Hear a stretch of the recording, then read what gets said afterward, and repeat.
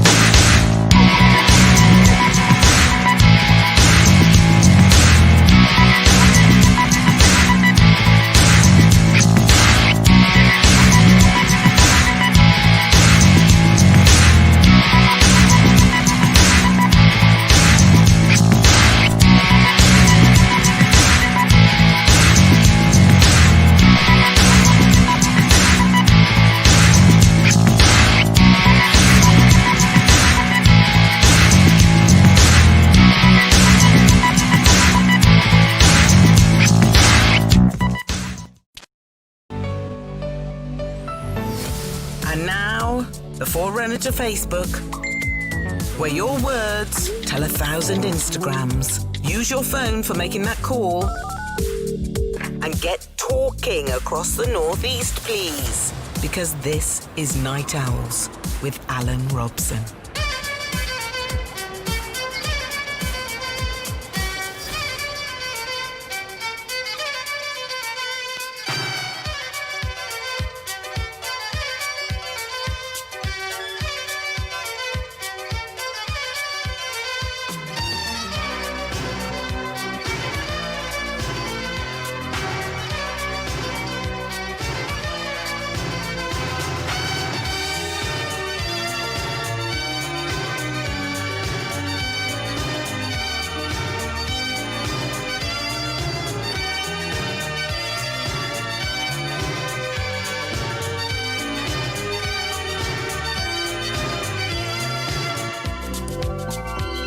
Hello everybody, welcome to the Night Owls programme. Of course it's Alan Robson, Greatest Hits Radio.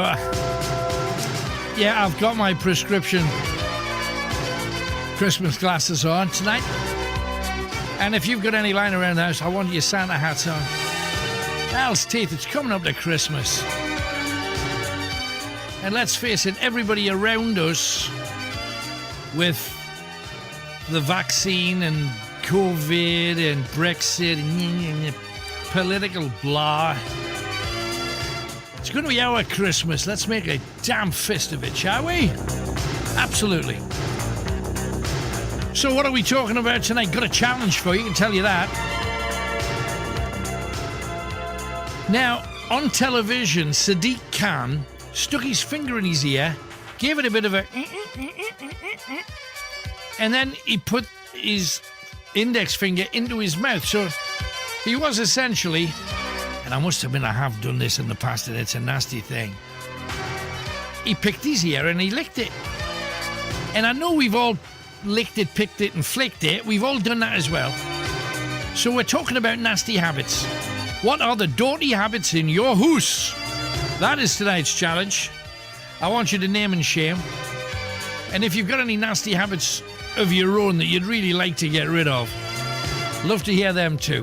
Pick up your telephone, give us a call, 0191 488 3188. We have many things to share with you, including some conversations with some rather famous people. We would love you to ring in and tell us everything about everything that's happening in your world. Now, we mentioned dirty habits, and I mean dirty habits, perhaps like this. So to see them going all the way downstairs, they had a bucket on the top of the stairs, and the weed in the bucket. And I was sleeping. They had the loft done out, and I was sleeping in the loft, right? And I heard this running water. So I put my head out the hole of the loft, Right. and here's the mother-in-law squatting over the bucket. Oh, horrible! Hang on. Horrible! Oh, you can't see that vision back out. You've not just seen it. Horrible. We had to take turns in emptying it. Oh dear! But them days, to leave it like an ornament at the top of the stairs. Oh, steady. Them days, the netty was outside. How about that? Oh, the outside netty's playing. That's going back a ways. My mum and dad had a bucket in their bedroom as well, and it was one of them galvanised tin buckets. So when the weed, it sounded like it was a horse. Anyway, not attractive. Dirty habits in your house. Do tell. If you're northern, dirty habits in your house. Tell me everything. Now, Anne McPartlin said that his happy place, you know, people say, oh, I'm really stressed, I'm going to spend 5 minutes in my happy place. Anne McPartlin says his happy place is St James's Park. Where's your happy place? Have you got a happy place you go to in your head? And a big hello to everybody who on Facebook and YouTube are wishing me a Merry Christmas and everything. Got a whole batch of Christmas cards. Chris from Sacriston was one of them. Linda from Barrisford. Loads. There's about 50 cards there. Thank you so much. Really means a lot, especially in light of the year. To be remembered at all is a true honour. So thank you very much for them. Thanks for all the people. I spent an afternoon dedicating books to people who've been getting them for Christmas presents and stuff. Happy to do that for you.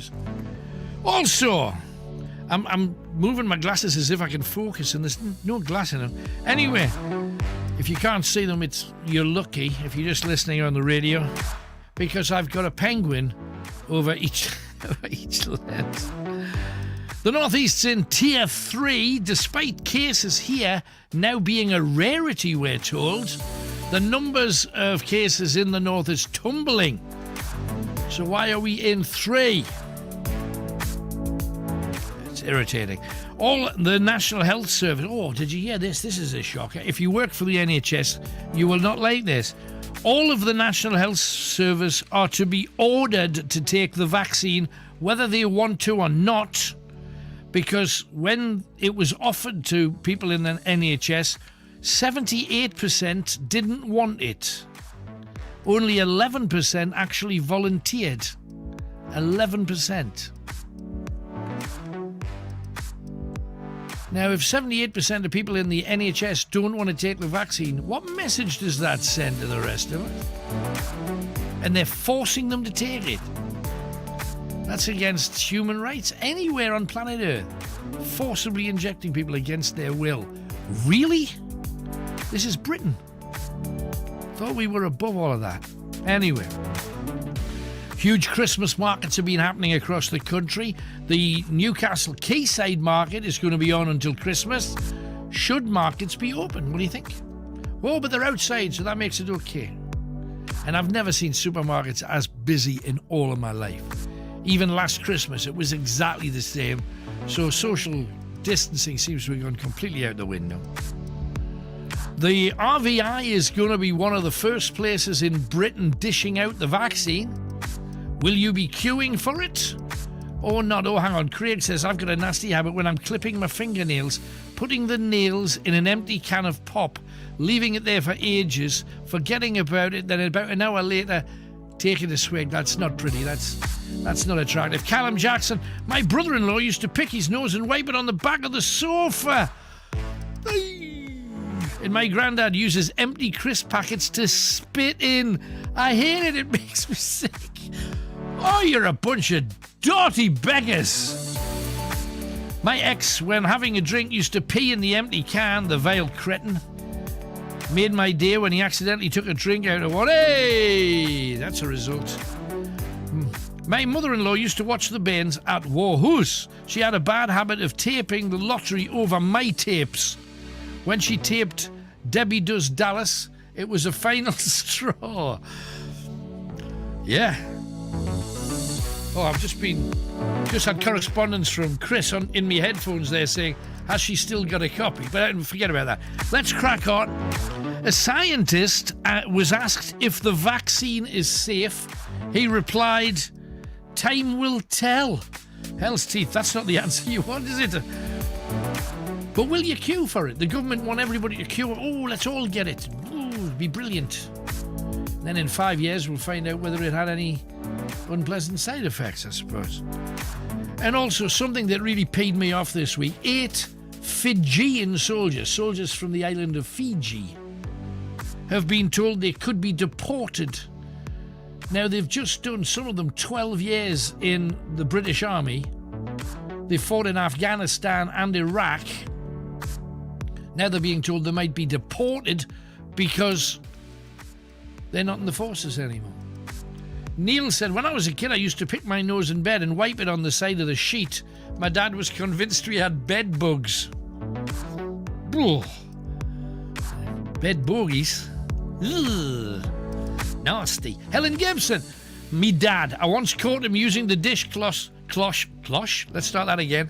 Dishcloth to clean his false teeth. God knows how long he'd been doing it before I caught him. Oh dear. My mum, April Nicholson, says Alan, used to bite her nails and kept them in a cardigan pocket. And I borrowed the cardigan and put my hand in the pocket to find a load of bitten off nails. Made me feel sick. Not surprised. Get your dirty habits in now. Any dirty habits of your people in your house? Or people who've been in your house over the years? I have many things to talk about. Now, any normality is great. Is it good that the Quayside's back? Do tell. One guy strip-searched his girlfriend, threatened her with a knife, beat her over the head and back with a hammer, why do people stay with violent partners? That's my question. And also, Tory MPs who are friends of the Tory MP charged with raping a researcher want the police to stop the investigation because they want to end his torment. His torment? Now, innocent until proven guilty, I accept. But what about the woman who is alleging rape? You don't think she's getting any torment in this whole thing? I think rape is horrific, heinous. I would give them life imprisonment for a rape if it could be proven. Whoever it is, whatever strand of society. Topshop and Arcadia collapsed. Their shareholders shafted. Yet their top executives we hear today are going to get £1 million a year pension. Why doesn't that just go in the pot to pay everybody? Give the ordinary workers their pensions. Why should they get £1 million a year? There really is a rule for the rich. Oh, I read yesterday that, do you know, hey, if you are rich, you don't have to quarantine. If you run a business that brings money into the country, if you're wealthy people, you don't have to quarantine. You can mix with everybody you want, you don't have to quarantine. Law for the rich, different law for the poor. Sick, wrong, should be scrapped. A group of Marxists are going to court to try and stop foreign criminals, murderers and rapists be deported from Britain. And because of Brexit, they might get away with it because Europe doesn't want them back. And now that we're leaving the EU, they don't have to take them. So these Marxists might get away with it. Are you in favour of it? Or are you against it? Kind of got an idea where that one's going to go. 0191 488 3188. Now, captive birds. Hang on, I'm going to have to...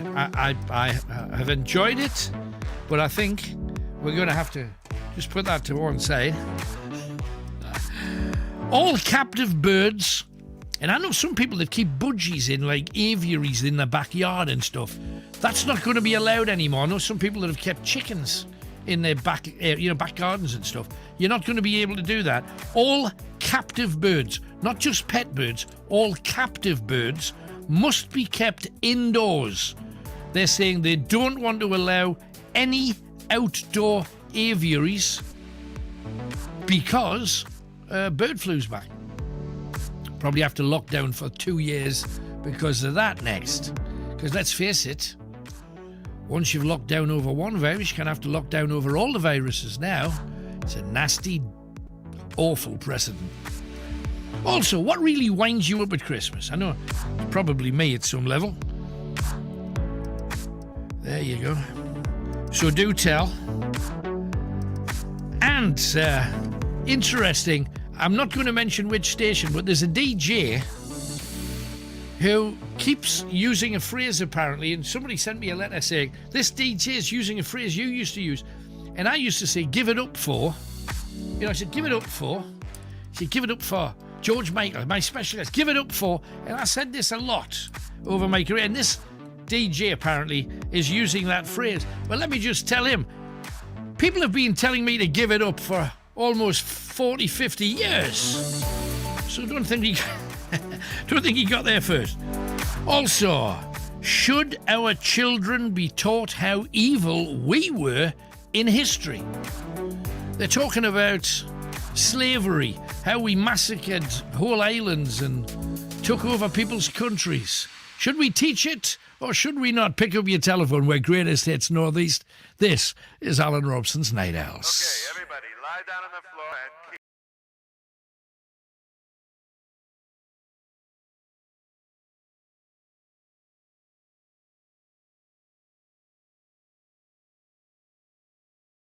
Hi everybody, Alan Robson here. First of all, I want to say a huge thank you to any of you who have managed to pick up a copy of my latest book, Grizzly Tales from Northumbria. It's out on Northern Heritage and Amazon. It's a great help to me. Thank you very much. It's 160 incredible stories, but I'm not here to tell you about that. I'm here to tell you about the podcast that's coming out next. Alan Robson's Grizzly Tales. Now, each and every week, I gather a mishmash of incredible stuff just for you. This week, it's particularly incredible because I'm starting off with famous people who've died on the toilet. Now, if ever there's a place you don't want to be found, who was it? What happened to them? I've got chapter and verse, but I don't stop there because you think, where can you go from people dying on the loo in some disgusting ways? Not that there's a nice way. So then you think, well, how many people have died on the job having sex in the middle of, So we take a look at them and then we think, if talking about sex gives you a tingle in the nethers, I thought we'd move on there to some of the genuine aphrodisiacs that people across planet Earth have used over the last 2,000 to 3,000 years. So if there's a shortage of lead in the pencil, I might be able to help you. Male or female, I'm your man. Now, you think that's all? Then we get into some incredible ghost stories. Real stories from real people, not just in Britain. We go to Ireland. We also take you to one or two of the Sunshine Islands. So you get all those dark, grisly stories of blood, guts, and where to go to see ghosts. If that's not enough, I'm then going to take a look at the Ku Klux Klan. All my life, I fought against racism in one form or another. More racists have smacked me than anybody from a foreign country. They've come after me with bats and bricks. They bricked my car. However, these cowardly animals never do it to your face. So I'm taking a look at how they started. And do you know one of the most famous things about the Ku Klux Klan started in Scotland? You can find out what that was and find out what I really think of these scumbags on the podcast this week. Alan Robson's Grizzly Tales. Get it wherever you get podcasts from. And also, if you've got time and you like the stuff we do, if you want full-length adventures and a lot of really daft stuff, robsonsworld.com. That's the website you can go. A whole ton of downloading waiting for you right there. Anyway, thanks for your time. Won't bother you anymore, but I look forward to entertaining you very, very soon.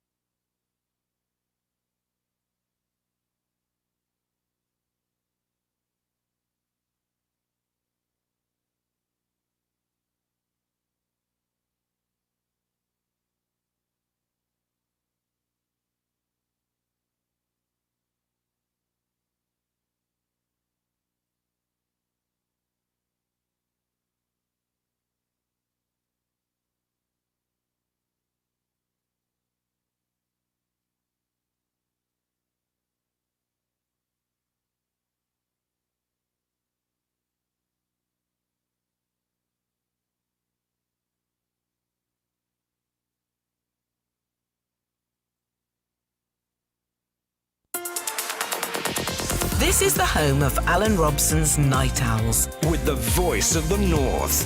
Greatest Hits Radio. All right, due to public demand, I'm wearing the glasses again, and I think it's just the more that can cover my face, the happier most people will be.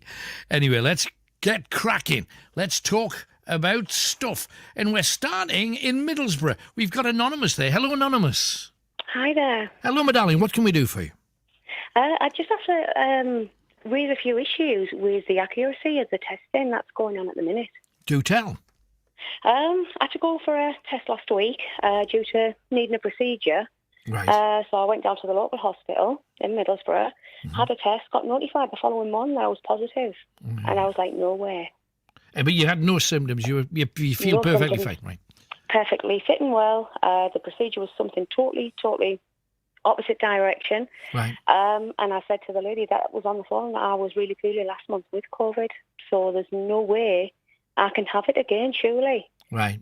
Yeah, but the testing, obviously- if you've had a virus of any kind, apparently, within the last half a dozen months, the test will be positive. So if you have another one next week, you'll be positive again, even if you're not. Right, Which yeah. is So, just... how do you get I around didn't believe that? I didn't believe the results, obviously. I had Sure. no symptoms. Right. So I went and did the test within 30 minutes of being told. And I went down, had that test, and surprisingly, it came back negative. And when I was contacted by Track and Trace, I explained the situation. I said I knew it wasn't positive. They said, well, because you're just out of the 6 weeks, we've got to see it as another test, and you're just not symptomatic. I was like, I don't believe it. I'm going to go down and get another test. So I did. And that came back negative. But unfortunately, Track and Trace haven't been nowhere near, no more contact, no nothing. No, but you've got to remember, for their own ends, they want as many people to be positive, because then it backs up all of the things they're doing to us and all of the things they're not allowing us to do. They want that, so they're lying through their teeth. I got a very lengthy letter about 3 weeks ago, and I read a part of it out on the show, from a lady whose husband got knocked down and killed by a truck late one night. His car broke down. He decided he was going to go back into the driver's seat to get something out that he'd left in there, and he was clipped. He's clipped by a lorry and killed. He had a test. Now, the test was negative, but because he'd had a test, forget the result, they put his death down as COVID, and he was hit by a wagon. Bad. It is crazy. How can It you really is. justify those kind of things? And we keep hearing them. So, okay, the odd one might be an exaggeration, or it might be far-fetched. And I know there's some people that are always desperate for a conspiracy theory, but there's so many people said that kind of thing that It's crazy. why are And they it so feels like it's desperate for happened. us? Why are they so desperate for us to all have it? It's terrible out there. Kids are telling their teachers, "I think I'm going to die." And Well, yeah, my kids have cried because I can't go to school. It's not fair, Mum. We can't do well Christmas plays. And I phoned the school and they said tell them that they need to overturn the decision, and nobody's rang. No, because Literally, I haven't had another phone call, so I'm still on tender hooks. Right. I'm going to call the school in the morning and say, no, I've got two negative tests, one positive. Yeah. Can the children come back to school? But I don't think they're going to be able to overturn it because it's all down to public health, and everybody sees them as being the hierarchy, and they can't beat it, can they? So No, but I'm hearing stories on the news today. There was a story of a 93-year-old chap who's never left the house since February because he's terrified he's going to die. Now, we're already told that it's something like 3,997 to 1 against anybody getting it. Now, that's massive odds. crazy. I would take crazy. those odds any day of the week. Do you know what I mean? You would put your mortgage on those kind of odds. However, because of the way this has been advertised, people are terrified, and they see somebody without a mask, and they might well be allowed not to have a mask, COPD or asthma or whatever. And they're going up and they're bad-mouthing them in the middle of a shop, saying, you're putting my life at risk, you swear word. Yeah. And it's because we've lost certainly government have no kind of bedside manner. Usually doctors and hospitals would say, like, there's a nasty virus going around, it's almost certain that most of you will not get it. And even if you do, 90-odd% of you will be perfectly fine. If you've got a pre-existing condition, you might have a bit of trouble with it. And if that's the case, let us know immediately. But instead, they said, you're all going to die. Stay inside. It's crazy. They've just scaremongered so many people. It's heart-wrenching. It really is. But you see, how do we put it right? Because we already have the nation, because the nation was divided over Brexit, and everybody's thinking, how are we going to put it all back together again? Well, they put everything back together again, supporting the NHS. Yeah, totally, However, and I'm not knocking the NHS, I'm a big supporter, but your doctor won't see you, your dentist won't see you, they'll do anything to avoid being in your presence. Yeah. It's crazy, isn't it? Absolutely crazy. But we're applauding them. We've now, instead of having a 6-week waiting list for operations, some operations are now 3.5 years. It is. It's absolutely crazy. But we're applauding them. And why people continue to comply with all of these restrictions, it's not going to end. And until people say, actually, hang on a minute, we need to stand up for what we believe in here. If you don't, it's not going to change in the near future. It's so sad. But you see, what they've been very clever with it, because they've also said, but you can't gather in large numbers. Isn't it? You can't protest in large numbers because you've got to stay in groups of 6. Yet earlier on, today or yesterday, there was something like 20,000 people outside of Harrods. There's been street market. Did you see the one that was in Liverpool on Friday? Absolutely. I thought it was very entertaining. Yeah, but bottom line is nobody seems to be paying a ha'porth's notice. And the weird thing is whether they say, if you remember, this is only going back about 4 weeks. If we don't act now, up to 400,000 people could die in the next few months. It's all scaremongering. It really then barely anybody, fewer people died over the last 3 months than last year. But we're all in terror, and we're all hiding in our homes and looking out the window, wondering what life's like again. I just think we're coming to a point where something has to be done, and I'm just not sure what it should be. I came across one lady with COPD who was too scared to remove a mask, to the point where she's outside, she's dizzy, she's distorted, disorientated, because her oxygen levels were getting so low, and she was too scared to take the mask off in the shop. It was heartbreaking to see. It really, really was. And I was just like, it's a similar situation to that chap. Just listening to everything that's on the news, on the media, what people are putting out there, pushing it far too much. And it's the elderly that don't know a great deal else. They can't go on the internet, they can't take different things up to read, and they do believe everything that they're getting told, unfortunately. And it's just so sad. It really is. Add into that mix people with mental health issues, that the least bit of bad news gets enlarged to a massive percent, and they're living in terror, some of these people. And you can't say to them, well, the government's exaggerated a bit, and it's not just a bit, it's a massive amount here. And I'm not saying that there isn't anything, but as soon as I heard that there's been nobody dying of flu this year... No, because all the numbers have all been claimed. Because they've all been claimed as COVID. Yeah, totally. Blimey, we're not that stupid, but whether or not... What do you do about it, though? Do you just say, well, stuff it, I'm just going to do what I'm going to do? Because you would ultimately be fined somewhere down that road, wouldn't you? Yeah, totally. That's why I want to stay anonymous, obviously, down to my work, because I don't know if I still have a job. So will you still be able to get this operation or not? Not at the minute. No, it was cancelled instantly. That was due to take place 2 days after I'd got the test. And so that was cancelled straight away. So they said, we'll book you in. We'll be in touch after 2 weeks' time. So I was like, right. But you haven't got it to the power of 2. How many tests do you need to have? Exactly. It's crazy. I'm willing. I said I'll go down every day. I know I am not positive. And if anything, I can't even understand where the positives come from, whether it's been cross-contamination or just a total fake test. I don't know. No. But there's no way. Well, I was really poorly in October, and I was poorly for 5 days, and I'm fit, I'm healthy, but it did infect half of the family. Was it COVID, or was it just a case of a cold or flu? If you come back positive, I had a hell of a lot of symptoms. Right. Did you lose your taste? Did you have temperatures and stuff? temperature was nearly 40, Right, pain right. across my shoulders and back, pain in my kidneys, I had restless legs, Right. cramps in my stomach, lost smell and taste, which Yeah. that went for about 8-9 days. So with them all being conjoined, like and all joined together, I was like, for a little bit. After about was it the third day, I thought I'm going for a test because I really don't feel well. Right. And when it came back, it just sort of confirmed it.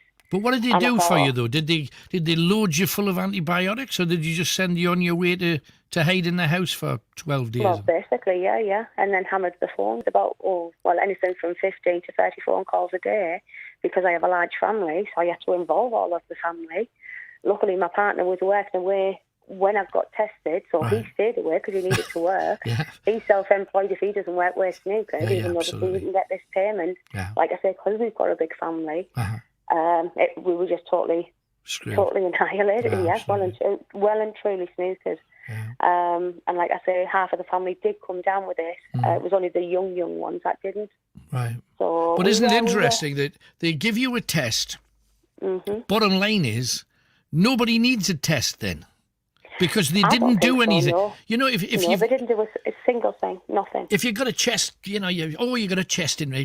One of the most common things people go to the doctors for at this time of year, I've got a cough. bit of a wheeze, get a bit of a chest infection.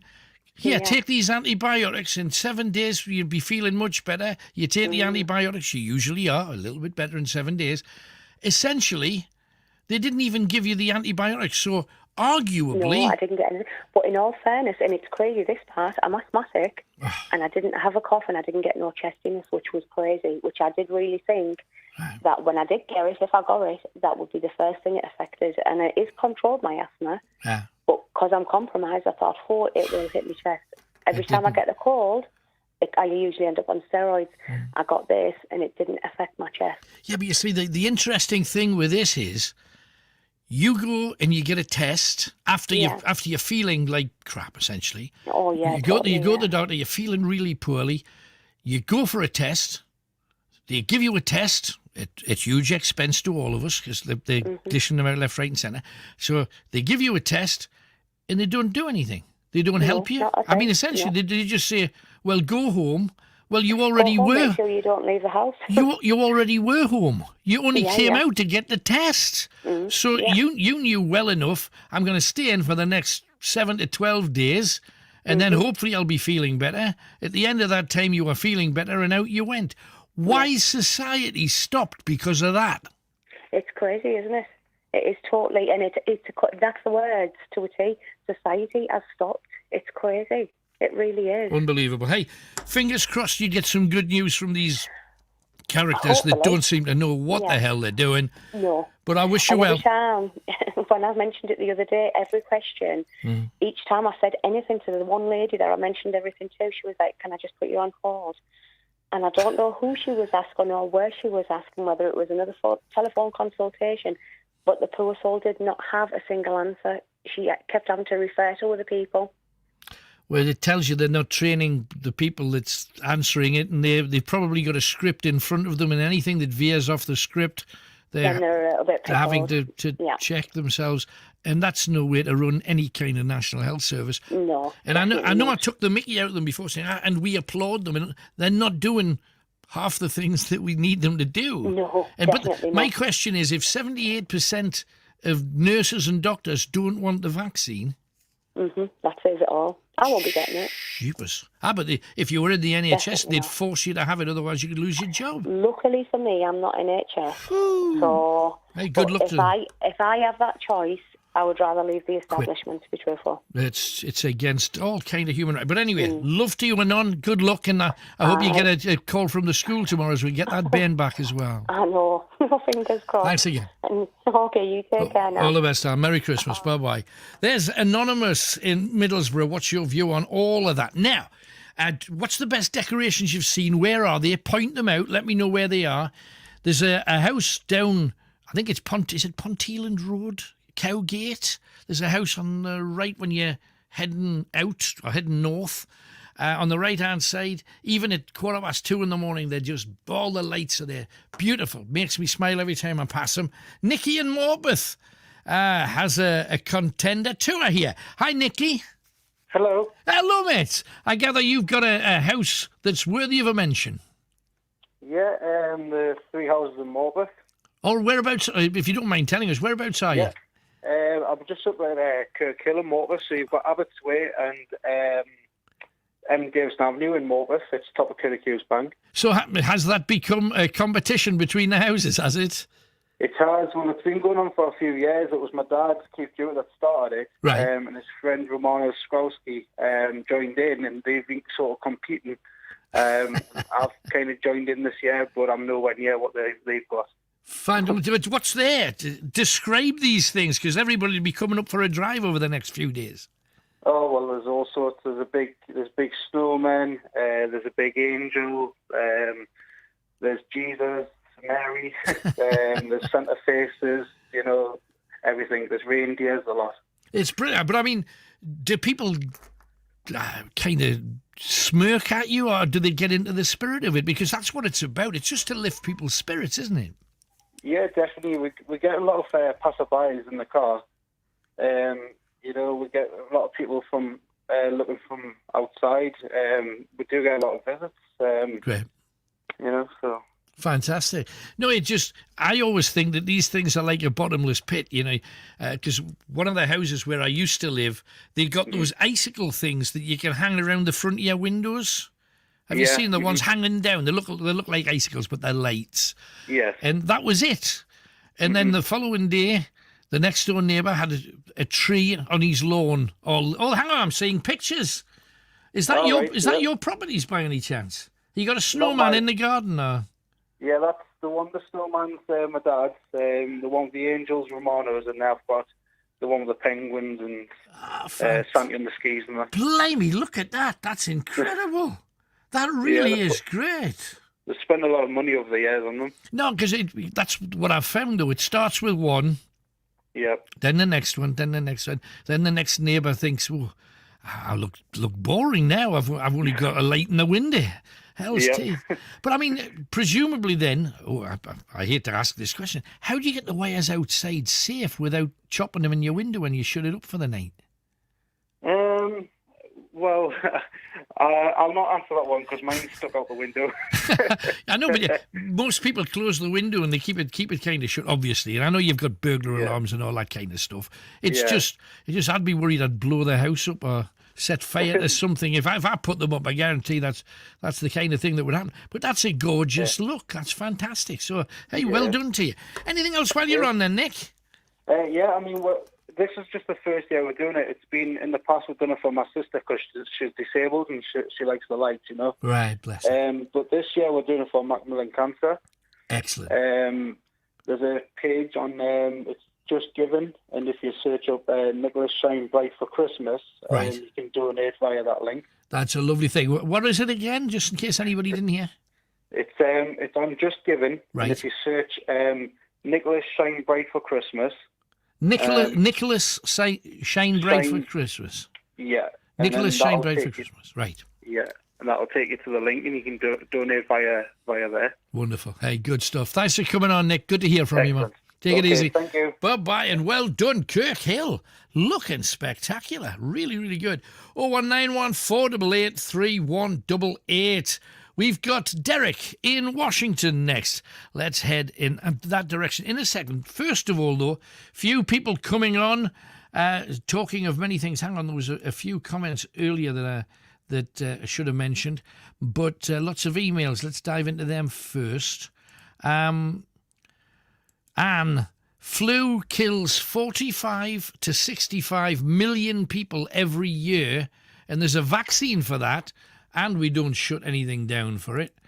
And this is my son and his friend Daz. I think they're going to come on, Janice, I think later on. So they did a 50-mile bike ride followed by a 10-mile run today in the freezing cold and pouring rain to raise money for the Christmas toy appeal. Cash for Kids, wonderful. The target was £500. They're now at over £800 at the minute. They've got a Just Giving page. Please give them a mention. And thank you from a very proud mum. They've got over £1,000 now, so we're all really happy. Still have till Tuesday to donate. I hope this is okay. Everyone has work tomorrow, so early to bed. Thank you so much for getting in touch. Ian has always given to charity every Christmas, buying toys with his own money and donating them. He wanted it to be bigger this year. They're aware of a lot of families really struggling due to job losses and the current COVID situation. They're caring lads, and they've done a really good thing. We're so proud of them. So are we. Lovely, lovely to hear it. And David says, COVID, I'll believe it if I get it. Okay? He doesn't believe it.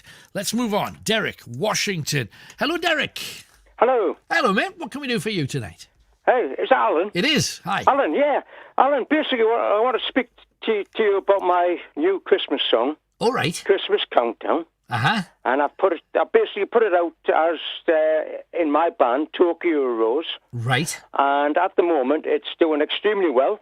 Great. This morning, I had a message from Dr. Neil Fox. Uh-huh. And he actually turned around and said he thought it was really good. Wished us all the best. Excellent.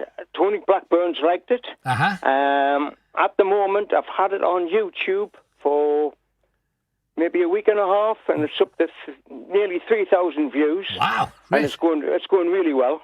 Fantastic. So What I want to do, Alan, I want to kind of like get the Northeast to support me, really. Okay. I don't know if have you seen the video? I haven't, no. Yeah. It's basically, it's a spoof on the 1970s Top of the Pops. All right, uh-huh. And with the COVID situation, well, basically, Alan, what you got to do, you've got to look at the video because, right. Well, I'll tell everybody, it looks like a band, but it's just me. Right. Oh, I see. Okay. Yeah, and it's going down really well. The comments I'm getting on YouTube, everybody's loving it. A lot of people are realising they're thinking it's a band. Right. But how do they have a look at it? What do they go looking for, mate, if they want to check it out? Basically, if you go on YouTube, right, and you type in Christmas Countdown, Tokyo Rose, that was my band. I've had this band for years, from the 80s. Uh-huh. And it should come up there. Right. And it's basically, it's done on green screen, right, on a Top of the Pops background. So right, it looks like we're on Top of the Pops. Brilliant. No, it sounds good. I'll have a check it out myself. So thank you very much for coming on. I hope you get a lot more hits on it, Derek. Yeah. Thanks a lot for that. Okay. Take care, man. Bye-bye. So there you go. A lot of people doing that kind of thing, putting out their own tunes, one sort or another. Lots of messages coming in as well about the whole COVID thing and what do you do? How do you fight back if that is what we are ultimately going to have to do? Artie says, my parents who are 70 plus and my uncle 80 plus have had their hospital appointments or home visits recently from the NHS, so no refusal to see them. I'm thrilled to hear that because, you know, the people in care homes were told not to even go to their doctors, even if they were ill, just to stay excluded for 12 days, and a lot of them didn't make it. And I always felt they were the people that needed their help. They needed doctors and nurses to be doing stuff. It's the older people. Mick says, look at all of the scare tactics with AIDS. It was the end of the world. I'm sorry for the people who contracted it or died, but it was nowhere near the apocalypse that the government said at the time. And I tell you, they've gone 20 times over the top rather than this. I'm going to do one more quick one, and it's not a whole message, but it's a big one. Craig says, I had whooping cough in September. I was hospitalised for 4 weeks and housebound. I got back to work at the beginning of March. I'd been back just over a week when the lockdown happened. Because of whooping cough being classed as high risk, it feels like I've now been housebound for 15 months. It's mentally and physically draining. Been working from home full time and homeschooling my kids, been following the rules, and it drives me crazy when people break them. So what you're saying is you hate what you've had to do, but you're going to keep doing it even though other people don't think it's necessary or think it's over the top. This is how we're divided now. We were divided over Brexit. Now we're equally divided over COVID, it seems. Let's talk about dirty habits. Neil's there. Hello, Neil in Hull. Oh, hi, Alan. How are you doing, mate? I'm very well. Good to hear from you. What's your dirty you, habits then? Do tell. Oh, dirty habits. Like I said earlier, I've got to keep my voice down because I'm going to mention someone that lives in my house. but like I said earlier on, you put the thing came up on the screen about when I was a kid and I used to wipe my bogies on the side of the bed, and my brother thought I had bed bugs. Filthy habit. I tell you. Not a class act, that at all. No, but no, it isn't. I tell you what, I soon stopped after he found that. I tell you. But yeah, I tell you, there's one of the people that lives in my house. I'm not going to name any names. Okay. But he's a gentleman. We know how it is with fellas. You know, you go for a piddle, and sometimes your aim's not the best. But happens. This one. His aim is the worst, mate. It is the worst. Sometimes he doesn't even lift the seat up. Oh, man. And he doesn't clean up after it. He leaves the puddles on the floor and stuff. Exactly. I mean, you know how sometimes you have, like, the little mat down there? Yeah. Like underneath the catch it. Oh, it's got to go straight in the washer, man. Honestly. Horrible. It's not good. What's the matter with you? See, now, all you can say is he cannot be very long. Because, you see, for those of us like you and I, when you go for a wee, it's actually in the toilet, below the lid anyway. So therefore, he must be just terribly small in the delivery area. Well, I know, and I mean, like I say, sometimes he doesn't even lift the seat up before he goes either, so it's all over there as well. Sitting on a wet seat's really not pleasant. Well, yeah, I tell you, my missus isn't a big fan of that. So, is the gentleman older than you by any chance? No, he's younger, actually. Give over. He's in his 20s. Oh, well, they don't. They don't. He's at the age, so you ought to know by now. They don't care. I mean, some people, if we're talking teens into 20s here, you got to remember that when they go for a wee, they do helicopters for 5 minutes just drying it off.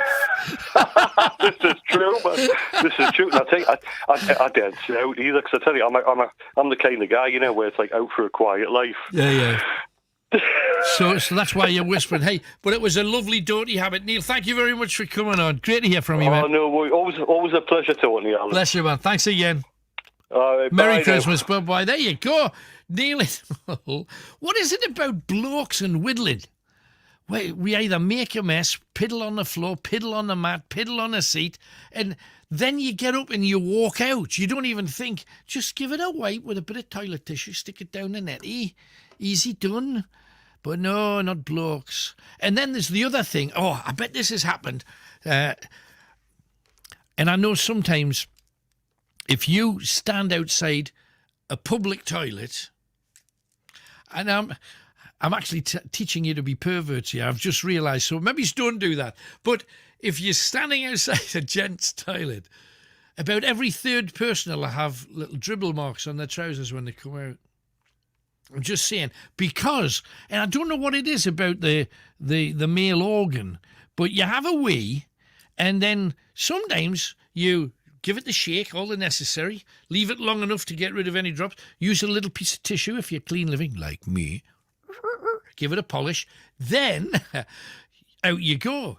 And about 20 seconds later, just as you're walking out, you feel a little bit more coming out. What's that all about? Nature's got it in for men, I think. That's what I reckon. Don't know how it works for you ladies, but then again, they keep getting these adverts where you put something in your pants that you're supposed to pee into, and then you've got to go to the gym and do squats. I hate those kind of adverts. Anyway, let's crack on. 01914 488 3188. I think it's time for a superstar. Let's talk to, well, Shakin' Stevens, talking about one of his daft fans. Anybody that's been on stage for 5 minutes has got a weird fan story. The fan that crossed the lane and went too far or woke up in your bed one night. So what's the Shakin' Stevens weird fan story there? Well, you know, I can tell the story. You just remind me of one, really. We were actually playing in Cardiff. It was in Cadley, hometown. And we arrived at the gig, and so they showed me to the dressing room, and went in there and hung the coat up and the clothes and stuff like that, and they were getting ready for the sound check, and basically I went down to have a sound check, and I came back and came back, and I started it was longer than I thought, so I started getting putting a bit of stuff on and stuff like that. Right. And obviously, as I was sitting on a chair, this head came out of there was like a bed in there. I don't normally have a bed. Why they put a bed in, I don't know really, but there you go. And this female's head come underneath the bed, and she said, "Hello, hello." And I was really shook up, you know. And then as it happened, my partner came in soon. She said, "What the hell are you doing? Get out now!" And yeah, they can't push it. How she got in, I don't know really. I think the security obviously was pretty bad. Yeah, right. I think, but she got through cameras because she pulled a hat over her head.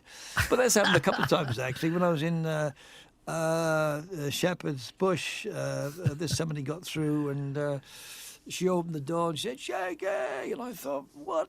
You know, and then what do you? How do you get up? You know, so lots of things like that has happened. This is what happens when you're a babe magnet. That's the thing. It doesn't happen to us mere mortals.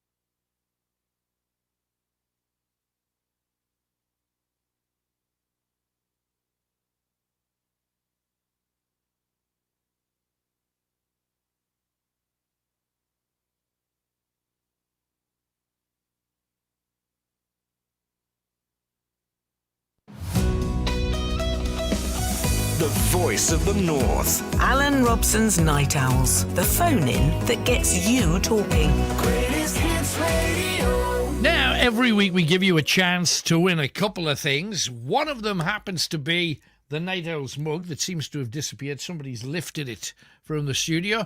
A Night Owls mug, and you'll also get a copy of the book, Grizzly Tales from Northumbria. So, if you fancy winning a dynamic duo, they're waiting for you. I'm going to give you 4 words. They're 4 words from a greatest hit. You've got to tell me what the name of that greatest hit was. Okay? This one is an absolute classic. I think about a quarter of you will get it from the first word, but don't go sharing it with people. Save it for yourself so that you can be the winner, because you can't apply to win till you hear all 4 clues. The first clue is this. In maritime terms, what is the opposite of port? Okay. In maritime terms, what's the opposite of port? Okay. That's your first clue. 3 more clues to come, and you're going to have to tell me your answer a little bit later on. But wait till you've heard all 4 clues just to be sure you've got it right. Okay, let us crack on. I've just had a look during that commercially-fied break at the Christmas countdown by Tokyo Rose. Thanks to Wayne for sending it in. Says, this is one of the best things to come out of 2020. Made my year. Love the Washington Posse. Never failed to impress. Really, really good. And also, thanks to everybody who's rejoined us again. Great to hear from Artie. And a lot of people who are interested in the paranormal. It's all on robsonsworld.com now. All the new stuff, all the stuff we did at Halloween, it's all there waiting for you. So make sure you try and head in that direction if you possibly can. Roddy says, is Night Owls going to be back to normal? Or are the ratings better without it? No, they're certainly not. But that's just how it is. Sad, tragic, and all the rest of it. But it is what it is. I'm glad to have at least 1 gig.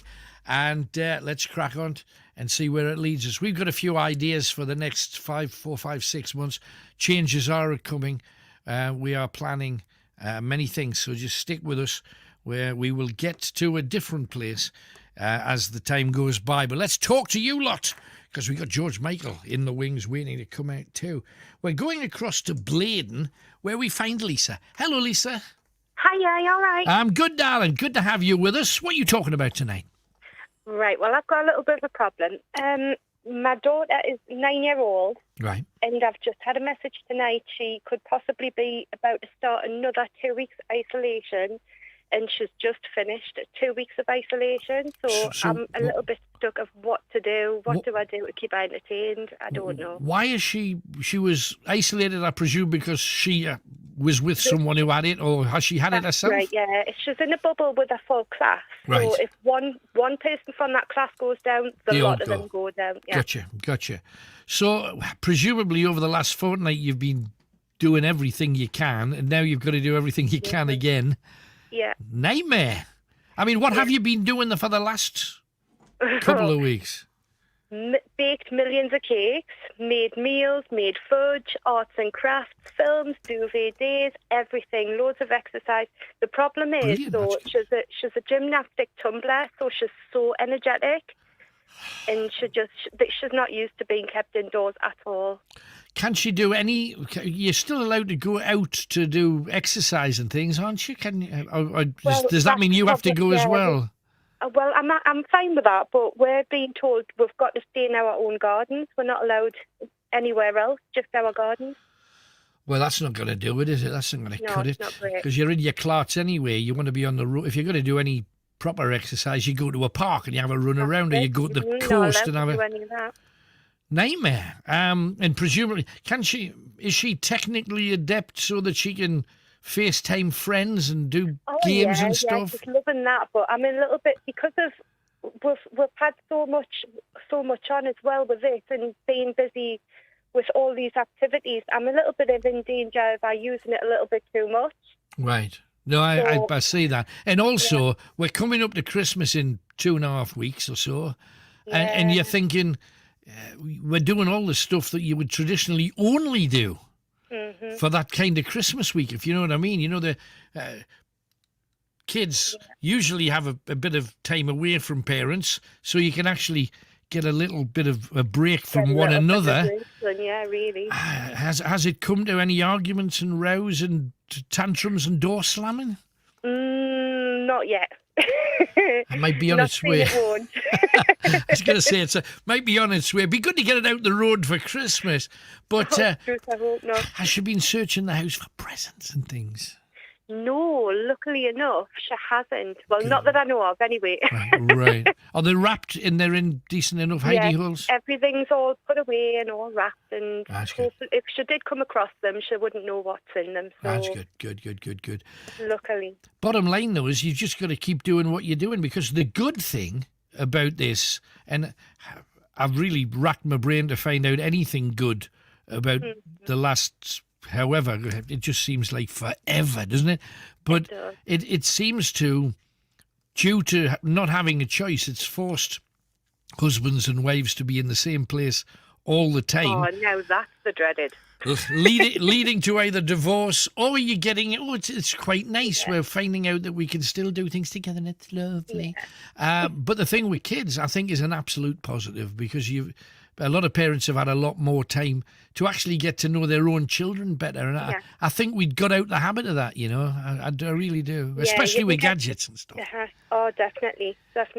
Life can just get away with you, really, can't it? And you lose track of some things what's important. So that is one good thing that's happened about it, I suppose. Well, yeah, but you're ringing up to whinge about it because you got another. I am. You got another 2 weeks. I'm kind of, you know, I have, right, okay, I'm at the point now, right, I've got to know my child a little bit more now. I need something to keep us busy. I was going to say, somebody else's turn.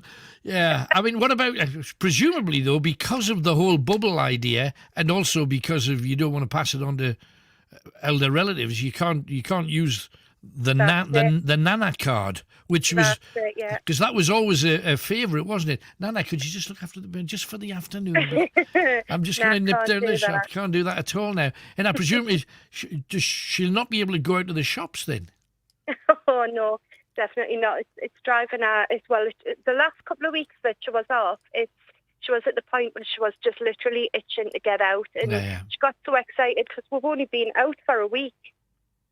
And now it looks like we're going back into it now. So nightmare. I'm hoping that things will are on the turn, and we hear that COVID cases in the north are plummeting. Be nice to think that we're heading to some semblance of normality.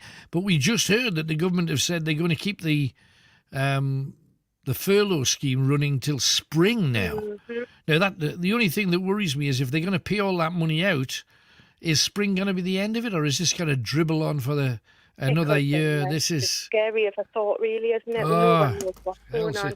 Hell's teeth. Well, I mean, the fact of the matter here is you've already played a blinder for a fortnight. You've now got to do essentially the same things, but in a slightly different way for the next fortnight. Because, you know, you've been doing... She's off now. She's off until the new year, so... Help! Yeah. I'm not joking about this. My parents, if ever I did anything naughty, there was a tiny little cupboard under the stairs. They'd had like a little latch, and they used to stick me in this cupboard in the darkness. You need a cupboard, lass. You need a cupboard under the stairs. Stick a comic in there, give them a torch. Look, you're in there for the next 4 hours. She would probably love that. It's just anything different, because when you're in the same four walls, it does become a prison. I mean, there's no way around it, really. It doesn't matter how many toys you got in there. Yeah. You can't get out. You can't get the fresh air. Can't see your mates. Can't cuddle anybody. Yeah. You know, it's all the things that make life worth living, and it's a bitch. It really is. It is. It is. Really so if anybody's got any ideas of what I can be doing with that, just drop a message. And before you go, I want some dirty habits. Oh, I've got the worst. What's that? I've got 3 little girls, and they're constantly leaving their knickers all over the place every day. That's a bad sign for the future, mind, I have to say. Is that not good, worth? is it? They're not 17, 18 and 19, are they, by any chance? No. The oldest one's 11, the youngest 5, and there's knickers all over the place. Yeah, but you know what comes with knickers. I hate to mention the smeary word, but that's I'm sorry, but that's knickers. Doesn't matter whether they're men's knickers, kids' knickers. Oh, don't get started on the men's knickers. Oh, dear. Yeah, just, hey, make sure you don't turn them inside out before you give them to me. Oh, dear. Horrible. Anyway, Lisa, lovely hearing from you. Thank you for calling. Lovely. Thanks a lot. Merry Christmas. All the best, Alan. Bye-bye. No, come on, we're going to... 'Tis the season to be jolly. Tra-la-la-la-la. Let's get some smiles. Smiles per hour. That's what Night Owls is all about. Also, a lady here called Julie has sent me an email. Where's Johan? Let me get onto it. Let me click it. Oh, there she is. Julie, she says her husband's bad habit is sleeping in the nude. Because if he gets up early in the morning or if somebody knocks on the door, he just literally goes to the door, sticks his head out, although he's completely naked. And if there's a parcel and stuff, he's just embarrassing. Now, I don't know about the guys next door. Do you guys sleep in the nude, you two? Yeah. You see, it's a common thing. I sleep in the nude as well. And I know the guys do. And maybe some of you guys out there sleep in the nude. It's never been a problem for me. Well, except on long flights. Anyway, 01914 888 3188. Let us go and talk to who? Oh, it's Ted. It's our Ted in Southampton. He's in Tier 2. Oh, yes. Hiya, Ted, you snob. Tier 2. How you getting Tier 2? Giving up, but it's. I just thought I'd rub it in because all I've got to do is just buy a pork pie and I can go for a pint. I know, and everybody else here just walks past pubs yearning. Anyway, hey, tell us everything about Southampton. What's the difference in respect of how people are dealing with it? Everybody is peed off as we are up here? Not really, because they're all behaving. Right. I mean, I flip between like the northeast and I live down here now, obviously. But every time I go up the northeast, it's just crowds or people are just not doing anything to kind of like abide by it. From what I've seen. Yeah, but our figures are crumbling. They're plummeting. We're told. So we're obviously doing something good, or maybe it's because we've discovered that we can mix and be happy. And suddenly, we're fighting the virus. Maybe. Possibly, but I seen on the Metro, the newspaper, I think it was yesterday, people in Northumberland Street were camping out to get into Primark. And there was massive crowds. No distancing whatsoever, just got Primark. When you can buy a pair of jeans for 30 pence, come on. Yeah. I mean, I'd understand if it was like, I'd understand if it was like a 50-inch TV for like £10 Black Friday sales, but not a pair of jeans, like you said. Yeah, but for about for £3 you can get a cardboard box big enough for a widescreen television full of clothes. That's what it's all about. No, I don't get it either. And I've seen those pictures of like Black Friday where everybody's nutting each other to try and get to the big tellies and stuff. But I mean, was that what it was like in Southampton? No, everyone was pretty well behaved. There's been no massive crowds or nothing like that. Is this the reason you're down there, Ted? You just cannot cope with Northerners being Northern. Is that what this is about? Well, no comment.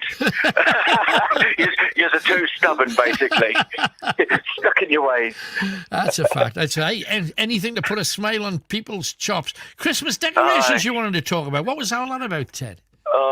Last year, my missus, I agreed as well. Our Christmas tree was held together with duct tape and you name it, zippy ties, a lot. So it went in the bin. So she decided she would be in charge of it and buy a new tree. Right. As she is, typical, nothing to mention. But where's she from? Is she a northerner? She's from down south, yeah. Southern Jessie, but, right, okay. Yeah, but she didn't quite realise how big 9 foot was. So the tree turned up, and as you can see in the picture, it looks like a snowman has had a dump in the living room. It just came through the ceiling. It goes from ceiling to floor. Jeepers. But maybe she hasn't got any concept of size because you said that was... Beg your pardon? Maybe you've told her at one point that that's supposed to be 6 inches.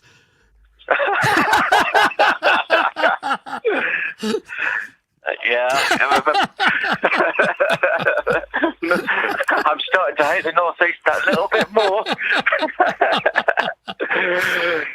So what did you do? Did you have to cut the top off, or how'd you handle it? No, because there was a face on it, we lost about the first 6 inches of the top, so we had to bend it over just to get a star on. And when it came to, I don't know if this is the correct word, but fluffing a tree, where you like bend all the sticky out bits. That means something very different up here, mate, I have to say. But I was on for about 2 hours fluffing my 9-foot tree, just to get it all out. Yeah, to get all the branches sorted where you want the branches. Yeah, I understand. I was on ages with it. But does it look... You can see in the picture there was a step ladder just to get to the top half of it. It's absolutely in front of me as we speak. My goodness. Crazy. Crazy stuff. True. Hey, good stuff, though. Thanks for coming on, Ted. Great to hear from you. Just a quick one. Yeah. Is there any chance that, your 4 clues that you do? Yes. Is there any chance we could do like an old school one? Maybe there's a one-off. You used to have the 4 words, one word would link them together instead of song lyrics. It was a nice little, like a little twist, and it stops all the people using little Google. Right, okay. Because you have to make your brain work.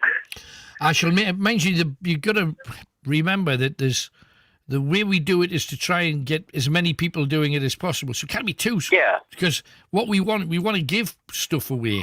We don't definitely. Week after week say we haven't got anyone into this week either.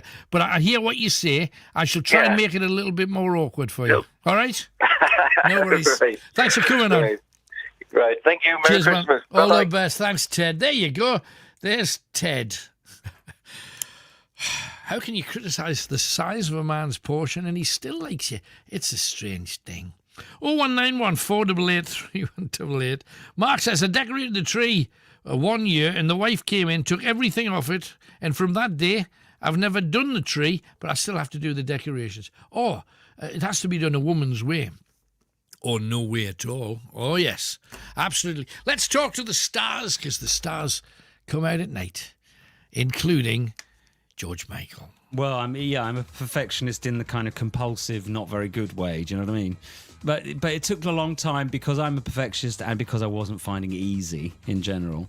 And I think the strange thing about losing your ability to do something, if you've always had the ability to do it, is how it affects the rest of your life. We all have a sense of purpose to a degree, but I guess I realised that there are 2 things I really need out of life, and one is to feel loved and to be able to love, and the other is to be productive. And I never understood how important that was to me because I'd always been productive, in one way or another. And so now I can actually look at my ability to write songs and be appreciative of it in a way that I never was before it became so difficult.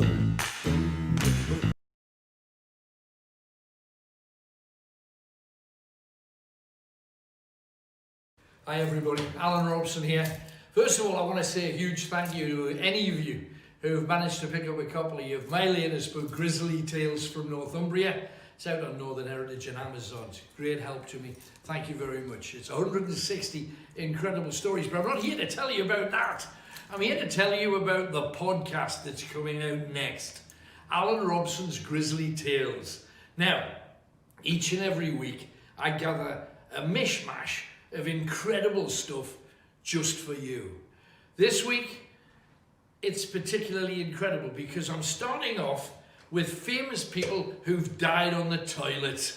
Now, if ever there's a place you don't want to be found, who was it? What happened to them? I've got chapter and verse, but I don't stop there because you think, where can you go from people dying on the loo in some disgusting ways? Not that there's a nice way. So then you think, well, how many people have died on the job having sex in the middle of... Yeah. So we take a look at them and then we think, if talking about sex gives you a tingle in the nethers, I thought we'd move on there to some of the genuine aphrodisiacs that people across planet Earth have used over the last 2,000 to 3,000 years. So if there's a shortage of lead in the pencil, I might be able to help you. Male or female, I'm your man. Now, you think that's all? Then we get into some incredible ghost stories. Real stories from real people, not just in Britain, We go to Ireland. We also take you to one or two of the Sunshine Islands. So you get all those dark, grisly stories of blood, guts, and where to go to see ghosts. If that's not enough, I'm then going to take a look at the Ku Klux Klan. All my life, I fought against racism in one form or another. More racists have smacked me than anybody from a foreign country.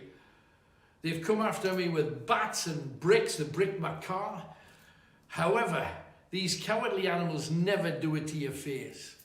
So I'm taking a look at how they started. And do you know one of the most famous things about the Ku Klux Klan started in Scotland? You can find out what that was and find out what I really think of these scumbags on the podcast this week. Alan Robson's Grizzly Tales. Get it wherever you get podcasts from. And also, if you've got time and you like the stuff we do, if you want full-length adventures and a lot of really daft stuff, robsonsworld.com. That's the website you can go. A whole ton of downloading waiting for you right there. Anyway, thanks for your time. Won't bother you anymore, but I look forward to entertaining you very, very soon.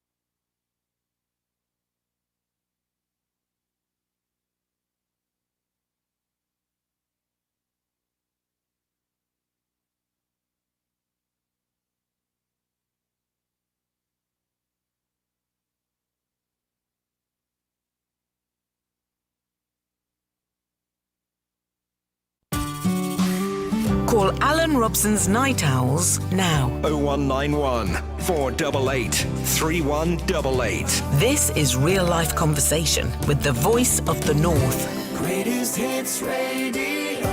Well, our first clue is in, and the mug has reappeared. It was not stolen. It was waiting for me. The Night Owls mug, and of course, a copy of the book, The Grisly Tales of Northumbria. Been handed an urgent piece of paper. Yeah, you're sacked. I'll find out what that is about and tell you if it's anything important. You've got your first clue, though. It's in maritime terms, what is opposite port? Okay, that's your first clue. 3 more clues to come. Tina from Benwell is with us. Hello, Tina. Hello, Alan. Hello, darling. What can we do for you tonight? Right, I don't know where to start, really. I just want to talk about my brother. Yeah, what's happened?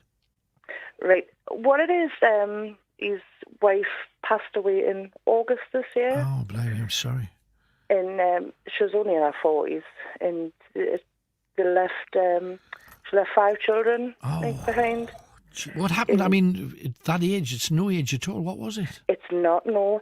It was just totally unexpected what it was. They had went camping. Right. And because I love being outside. Yeah. And she took ill. And so my brother took her to the hospital and whatnot. And, like with COVID, he wasn't allowed to be there. Yeah. And so it just... She had COPD to start, to start off with, but she ended up with sepsis. Oh, and there was literally nothing they could do for her. How long did she have her? How long was she in hospital for? She was only in hospital a few days. From, like I say, they were camping. She was absolutely fine. There's the pictures on the Facebook and everything. Right. And she fell asleep like that night, and in the morning time she wouldn't wake up, so my brother had tried to wake her up.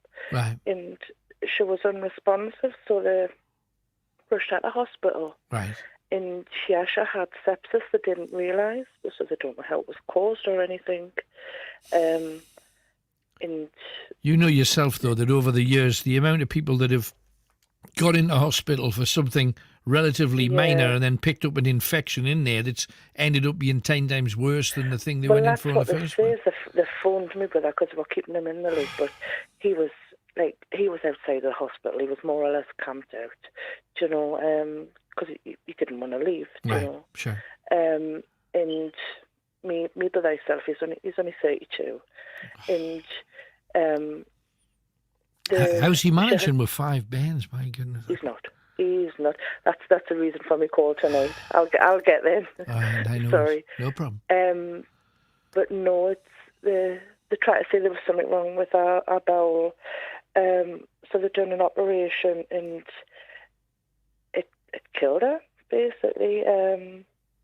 Sepsis usually comes from an infection, which could mean that when they were doing the operation that some dirt or germs got in. Well, I think that's exactly what happened. And then, because my brother was phoning me and he was all upset and like, no, she'll pull through, she's a fighter, she's fought all of her life. We're just like giving him words of encouragement and everything. And then he phoned me up and he went, Sissy, they phoned us up and tell us to go into the hospital. Well, I knew at that point. Like with COVID and everything, he wasn't allowed in there. And for them to turn around and say, come in, it's massive. Massive. And so he phoned us up and he went, I'm not going in. I went, you've got to. And the reason they wanted him to go in was, I'm going to cry, was to turn our life support machine off. Oh, my goodness. And to think that we've got like a little 5-year-old boy at home, and honestly, Alan, it was absolutely heartbreaking. How do you get round to telling children of that? You couldn't. And the 3 older ones, they like in their teens, early 20s, they obviously they understood, but the 2 younger ones because they're actually my brothers, the 3 older ones, are stepchildren with what he's raising. Right. The two little ones are 5 and 10, and I don't know how they've took it. They're not in a good place. No. Do you know? No, it's a nightmare. It's a nightmare. It is. But that whole thing with the, and again, I've just been seeing a few signs in recent months of, you know, we mentioned you can't see your doctor, you can't see your dentist. Yeah. Elderly people in care homes, we're not interested in you, just stay there. If you die, you die. Seems to be the message the government's sending out. And but to even us, because like I say, my brother lives down in York. Yeah. And for all he's from Newcastle, and all of his family are up here. And I mean, even because of these rules, we did go to the funeral, do you know, but it was social distancing. We couldn't be next to each other or anything. And that was horrific. Because all of the humanity that you need at a time like that's to get people's arms around you. And like me watching my niece, my 10-year-old niece, sobbing on the floor, I thought, you know what, Alan, to hell with these rules. I went and picked her up. Give her a I did. Absolutely. I thought, I'm not going to sit bloody 2 meters apart from her. No. Do you know? I know that was probably wrong of us, but that's human. It's human. Do you know, split moment, and I thought, do you know what, our mums and I'd have done it too. Absolutely. You were right. You know, that there's a common sense is long gone over all of this kind of thing. And all of the things that seem to be, certainly to me, the most important, which is people. And I mentioned earlier that there's no such thing as bedside manner. You know, at one time, it's like there's a thing here that shows it better than me. A lady called Pauline's just written, my grandson doesn't want to go to school because he's afraid of the virus. There's been a couple of classrooms closed. He can't understand why his class still has to go in. He has autism, but he's in a mainstream school. To try and explain to him that it's safe at school, he doesn't believe me, and he doesn't want to go in. So we'll have a screaming match in the morning. Instead of on the news, people in authority are supposed to put their arm around us verbally and say, hey, it is going to be all right. We're going to be okay. This has been a nasty thing. We're getting a handle on it. Everything's fine. You're safe to go to school. You got nothing to worry. But instead they're saying, oh, even children can get it. And that translates into school playgrounds and kids talk to one another. And you get a lot of them that are terrified by this. But that whole thing about a total lack of humanity, who would say there's a woman in hospital who's dying, but you can't come in and see your wife before she passes? In what world is that acceptable? It's not. It's not in any kind of world I want to be in.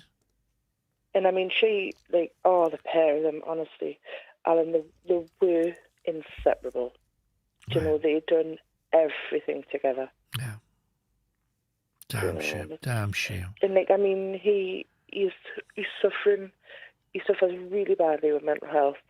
Do you know, and it sounds awful, but I'm really worried for him. Mm-hmm. Do you know, like in the beginning, I thought he's going to do something stupid. Do you know, because he was like, I cannot live without her. He can't though. He's a dad. He's a dad. Well, that's what I kept saying to him. I'm like, he's got all of that love in the house that he still has. He's very, very. I know it's a horrific thing that's happened, but he's very lucky to have that amount of love in the house for him. Well, like I say, it's been a few months now, and he has done us so proud. He has. Good. And he's like, he's shown how strong he is. He's like just there for the bands and that, you know. And it's like he's having more down days than up, you know. So like on his up days, I'm like. Yeah, but you got to remember we're coming up to a time of the year when everybody and every advert that you see is a family snuggling up together, and you know this is a time of year where if there is an empty chair, it's really pointed out in a big way, isn't it? It's you can see the vacuum. That's part of the reason for me call tonight, you know, because like it's Christmas time, it's family time, you know, and obviously with all of the crap that we've been through, you know, pardon me French. No, it's I've said worse. I thought, you know what, it's like them the kids deserve so much more. In like, his situation at the minute, I mean, I've been in touch with a few people in York, and they've been absolutely amazing because I'm not from the area, so I don't really know what's around. So it's just been the power of the internet, really. Sure. Do you know, I've been in touch with a couple of charities who are like they're going to help out a little bit. Because I mean, like financially, he's got nothing. Do you know? Sure. And he was just more worried with Christmas, and I thought, do you know what? How much more stress can he go through? Yeah. Do you know? Because everything they had, he's like that Christmas pot paid for their funeral. Do you know? And I thought, them poor Ben. So maybe in his big sister, I thought, right, I need to get me thinking cap on here. Actually, I've got a suggestion for you. Yeah. Chris next door, can you just pin back your luggles for a second? Obviously, I'm associated with Cash for Kids, and we're talking about 5 kids here that may well get nothing. York is technically outside our patch, but it's not. But it's not for our company. It's the Britain's our patch. So, can we patch this lady in touch with Dan Slee, who's the boss of Cash for Kids? I'd like him to give you a call, and we'll leave a message for him. He'll be in touch. You'll just have to give him all the information. Mention that you've spoken to me. He'll already know because we'll make sure we tell him. I did speak to you 20 years ago. You probably don't remember. Oh, that one. I know, of course. I have no yes. No, I remember now. No, not at all. I could bluff it, but no. No, but the bottom line with this is whether you've been with me 5 minutes or 50 years, we've got to look after those bairns, and we've got to take that stress from this guy if we can. So we'll try and get some presents. We'll try and get something sorted. So we'll put you in touch with Dan, and hopefully he can do something. He's usually amazing with the people that we point in his direction. Absolutely brilliant. We'll do what we can. So stay on the line. I'll just hand you back to Chris. I will. Don't worry. There's always a way we can do something. All right. Right. Well, thank you very much, Alan. No worries, love. Take care. Right, you too. Bye-bye now. Bye-bye. So then just hang on, put that one back on hold so I can go back to Chris. There you go. Yeah, there's always a way. Who sent this in? Sean from Berkeley. Hey, Alan, I really need your help. Can you please ask my gorgeous girlfriend, now you'll notice he doesn't mention her name, he's obviously forgotten, to go and make the hot chocolates. Every night I have to make all of the brews, and it's time to make a change. If you ask her, it might be the kick up the behind she needs. Love the show as usual. All the best, Sean. Sean, 2 things. First, look in a mirror, right? B, look at the gorgeous girlfriend, okay? Now, go and make the bloody hot chocolate, okay? That's common sense. Also, Eddie's a painter and decorator, and he says, have you ever done any painting and decorating? No, but I do have, one of my mates is a decorator. He stains floors. He doesn't mean to, but anyway, let's crack on. Reg is with us. Reg is in Ashington. Hello, Reg. Hello, Aldi. All right? I'm good, mate. Thank you very much for asking. What can we do for you, sir? Well, I'm Reg Wones. I'm from Ashington, which I think most people know Ashington is, a little mining village. Yes, of course. And I moved up to Rossville about 20 years ago. Right. Oh, talk about accents, blimey. I shouldn't laugh, man. But I've been involved with live music most of my life, my working life. I'm a carpenter by trade, you know. Right. And I've played with local bands and what have you. And at the beginning of lockdown, I thought, right, I'll put a song on Facebook, you know. And it evolved from there. At the beginning of lockdown, I got a response on Facebook, right, and requests. So I kept putting songs on every other day till the end of lockdown. Like I said, tributes, requests. I did a one for Jack Charlton, which I had a massive response off that. Good. And I've just kept going. I had a great following, you know, on Facebook, and I've put a lot of my songs on YouTube. Right. And then on the second lockdown, I thought, here's a way again. And so I kept putting songs on there. Right. Great comments, great people on Facebook, you know, and great musicians as well. And a couple of weeks ago, I thought, I'm going to write a song. Because I've written a few of my own songs, but I thought I'm going to write a song for Christmas. Okay. So I wrote the song called Light a Candle at Christmas because I think, while this carry on with this lockdown and stuff. Yeah. And I had a fantastic response on Facebook, so I just thought, well, we'll just do that, And let's get a few more looking at it. Light a Candle for Christmas. How do they find it, Reg? It's Light a Candle at Christmas. It's on my Facebook under Reg Warns. Reg Warns, right. Or you put Light a Candle at Christmas on YouTube. And a lot of the songs I've done since the beginning of lockdown are out there, and I've had a massive response and great people out there, Good stuff. And that's kept me going as well, Alan, Hey, that's half the battle. It's great to hear. Let's hope we can get a few more pointed towards you then and checking you out. Hey, so no worries. Thank you for coming on, Reg. Appreciate it. Yeah, brother. You take care. Have a nice Christmas, mate. I'll do me darndest. Thanks very much. Reg in Ashington. Light a Candle for Christmas. And check that out. A lot of talent out there. Bad habits just come in here. There you go. Greg says, "Hi, Alan. Sometimes I forget to flush the toilet after a whittle. I'm a busy man," says Greg in southern Jessieville. He's in Cambridge. And... yeah, it's a bad habit. And how many? Because you see, the use of water, it's part of our carbon footprint. We've got to be careful with it. So, isn't it the right thing to do not to flush a wee, but do flush a turd, but don't flush a wee? Isn't that what we're told to do? Fortunately, most men don't leave turds on the toilet seat, but you are supposed to flush a turd, but leave the wee where it is until it... Right, obviously until it gets to the top, then you flush it.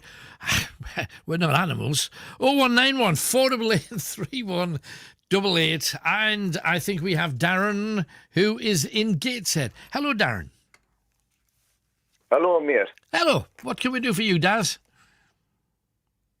Well, I've been listening to your show tonight, and there's been a lot of people talking about this COVID during, working in care homes and things like that. Yes, how's it been for you?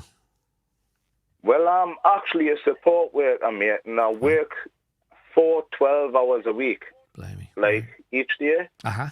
And it's not as bad as what people are thinking. Right. The care home that I work in, it's been really good. Great. Because ever since this pandemic started, we've kept to the rules, we've stuck to what we had to do and things like that. So right. Good. So yeah, you've had no cases. Everybody's been well.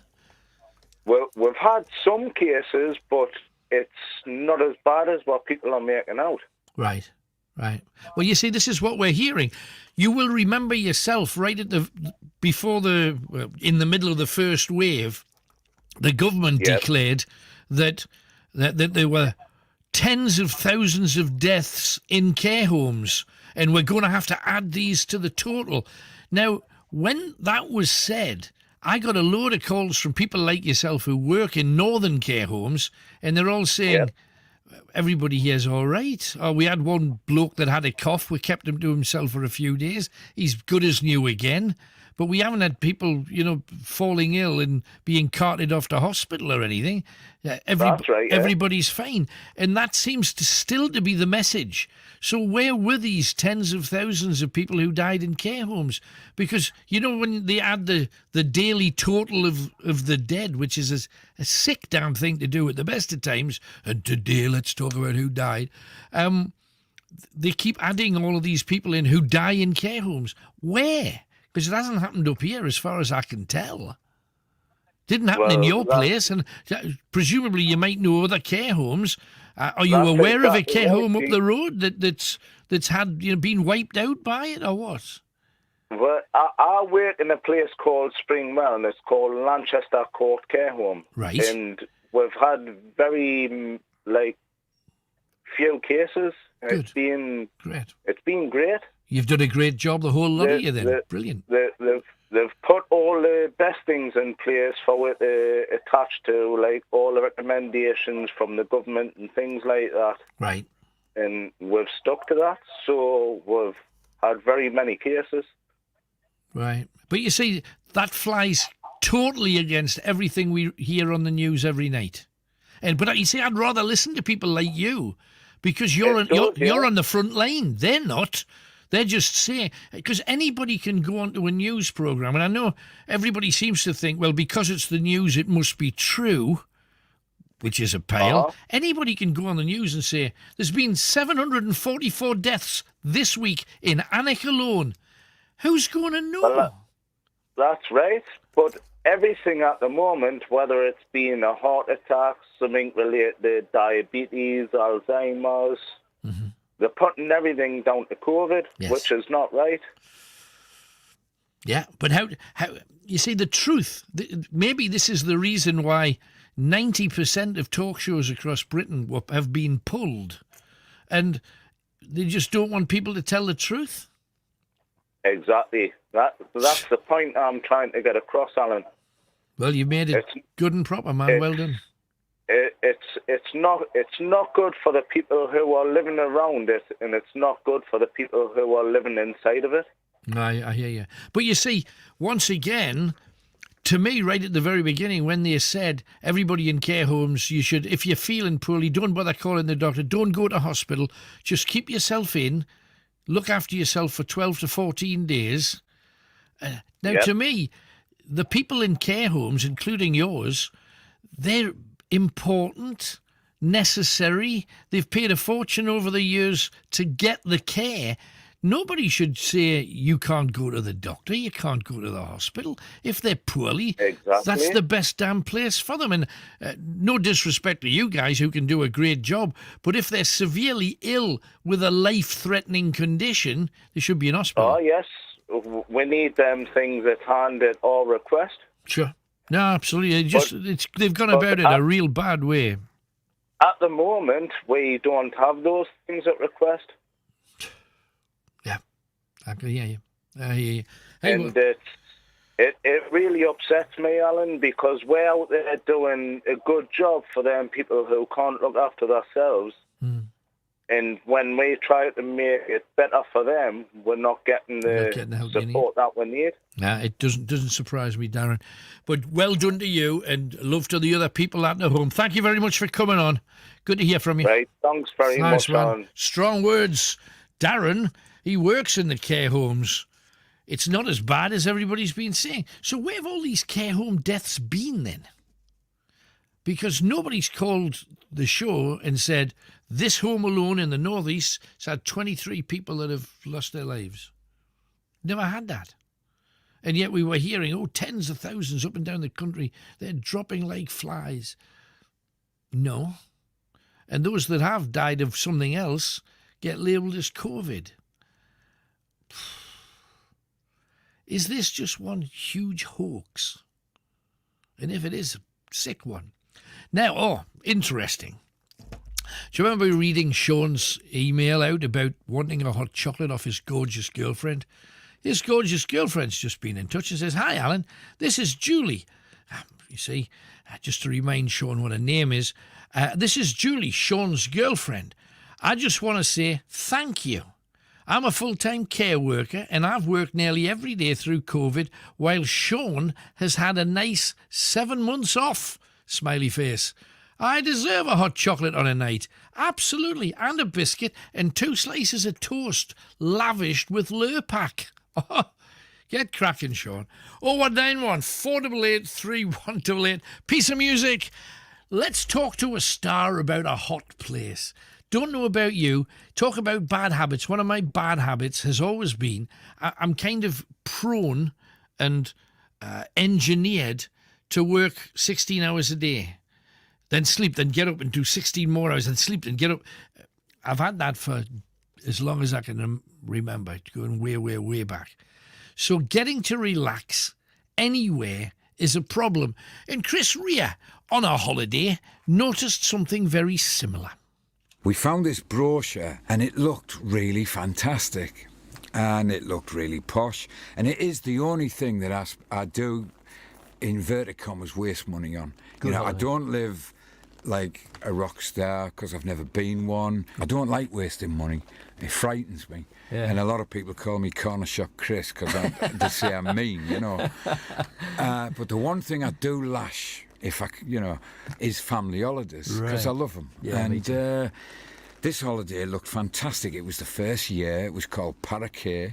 It was in the Turks and Caicos, in the middle of the Atlantic, not in the Caribbean. Yeah. And this place said, you know, you can see dolphins from your bedroom window and all this. And I thought, I fancy a bit of this. Long white beaches and tall grass. And we got there, and it was long white beaches, tall grass, a sea that was quite cold. Right. And that was it. There was nothing. There was no the hotel didn't have a restaurant. There was no bars. There was just this one thing on this island. And all these people were turning up in their Armani gear and the Gucci beachwear and all of that kind of stuff. And I just found it funny, you know. They were gobsmacked. What did you do then? Well, I was happy. I was sat there. I was playing with the kids. We had sandcastles, all sorts. I found it wonderful. And we were swimming with dolphins. And of course, all these hip people, they weren't into any of that. And they kept coming up to me and going, why are you so happy? You know, because I was the only one that was happy. And they started to relate me to that guy who was in Local Hero who looked after the beach. Right, yeah. And then I started to get this idea, all these ideas for the songs about how you actually, in a place like that, because by the end of the 2 weeks, all these people that arrived with all the Armani suits were stood in trunks and they weren't even wearing shoes anymore. and they actually left quite happy. And you know, they all booked up for the next year.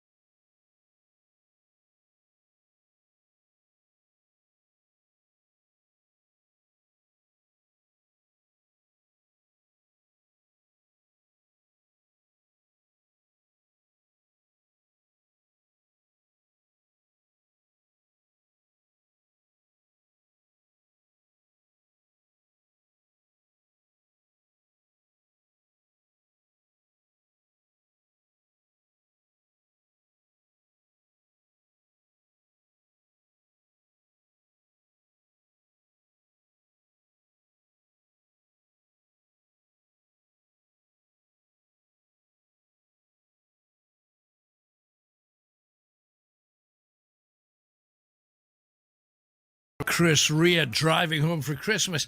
Interesting, in the comments, a lot of people saying, all of this hoax crap gets on my nerves. Now, let's just put this into some perspective. That guy who's just been on told you his opinion from what happened in his care home. I asked the questions. Now, what other questions should you ask? People are questioning, well, we should maybe take it seriously. We are taking it seriously. We're all following the rules. We're all doing what we're supposed to do. If you have another view, share it.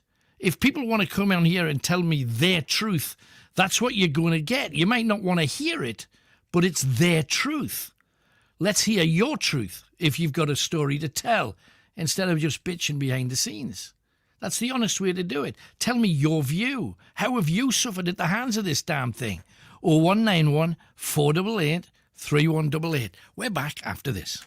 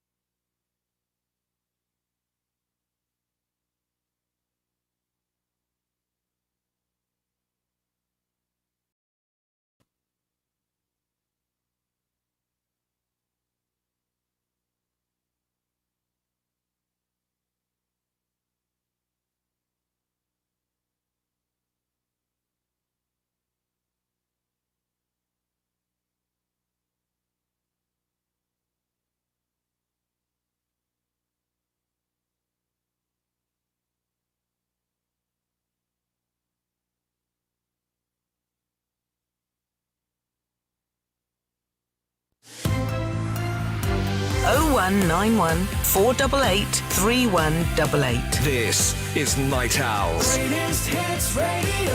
Hollywood McShane just out there with a bundle full of bubble wrap to try and make sure that all of your mugs get to your place for Christmas. We will try to do that. And anybody that wins the book, Grizzly Tales from Northumbria, will be sent that out direct from the publisher. So all being well, you should get that. Time for your second clue. Now remember, we're looking for a greatest hit, 4 words from a famous song. The first clue is, in maritime terms, what is the opposite of port?